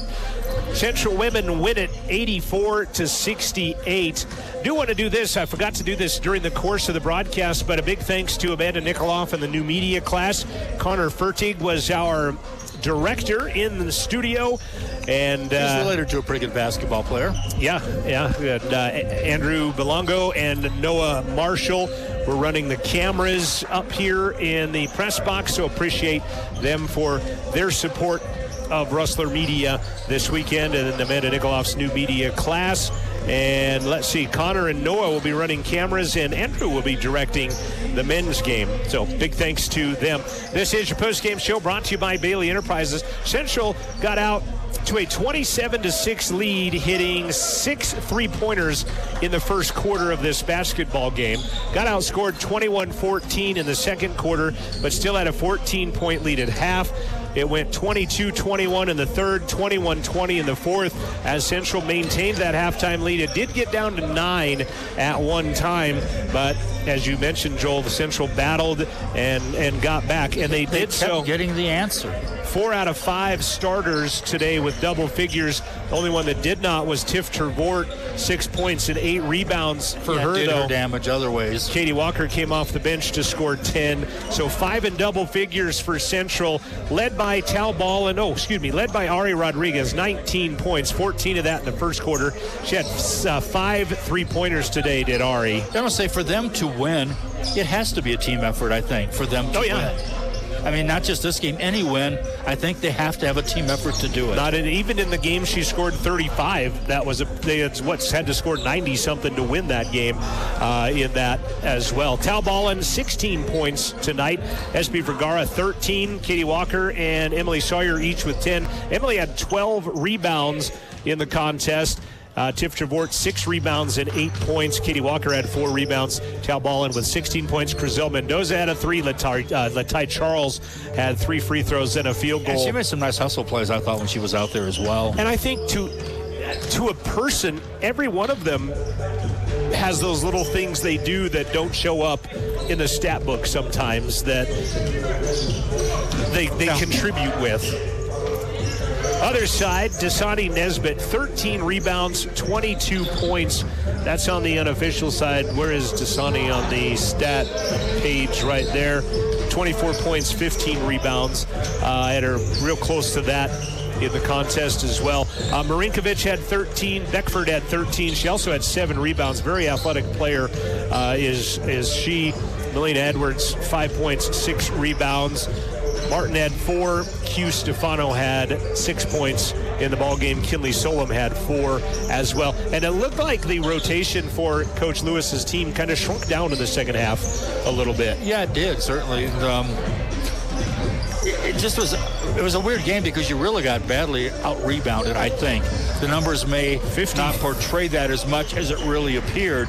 But, I mean, that was definitely a factor, but yet you were able to overcome that and win it, double digits easily. Kylan Adam differentiated by 9 rebounds. And it seemed much more than that. It really did. I had him differentiated by 17. That's I'll go with yours. In favor of Gillette on the rebounding as far as that goes. 4 lead changes in the contest. Biggest lead for Central was 25. Biggest lead for Gillette was 1. In the contest. So when was that? 4-3 or something? Very early. Yeah, they swapped the lead 3 or 4 times there in that very first part of the game. But excuse me, Central wins at 84-68 and are now 2-4 in conference play halfway through. And ahead of this team in the standings. Yes, and Gillette now 1-5 in conference play. After tonight, Gillette will not play again until the 15th of February. They have next weekend off. Central will not be home until the 15th of February. They will go play at Eastern and LCCC next weekend. One thing I will say for Liz Lewis and her Gillette team, this is a first-year team, and hats off to them because they're a very competitive squad. Losing today, but what is the record? Just barely under 500, I think, isn't it? I think 12-12 now after losing 500 last night. Like I say, as well. And it's great to have them playing in our region. Yeah, it's good to have them back in and adding volleyball for sure on that. So the 25th meeting with Gillette goes to Central. Central has now won 7 times. They stopped 5 in a row by Gillette before they ended their program back in 2020. So they'll start over. And 84 is the most that Central has ever scored against Gillette, in fact. So a couple of different record-setting performances. If you are watching on the web stream for the CWC men versus Gillette, you're going to have to reconnect to the men's stream when it populates here in a minute. Amanda will be turning that off. So again, if you're watching this stream for the men, you'll need to reconnect. If you were watching for the women only, we're going to say goodbye, and we'll be back here in a minute. This has been your Bailey Enterprises post-game show, brought to you by Pit Stops and Bailey Enterprises of Fremont County. Your final score, once again, in favor of the CWC women, 84-68. We'll be back with the men's Porter's pregame pregame show. We'll take a break, get you some news, some weather, and more, and we'll get you signed up for the Bailey pregame show. The league-leading Pronghorns and the CWC Rustlers. After this timeout, this is Rustler Basketball from Rustler Media.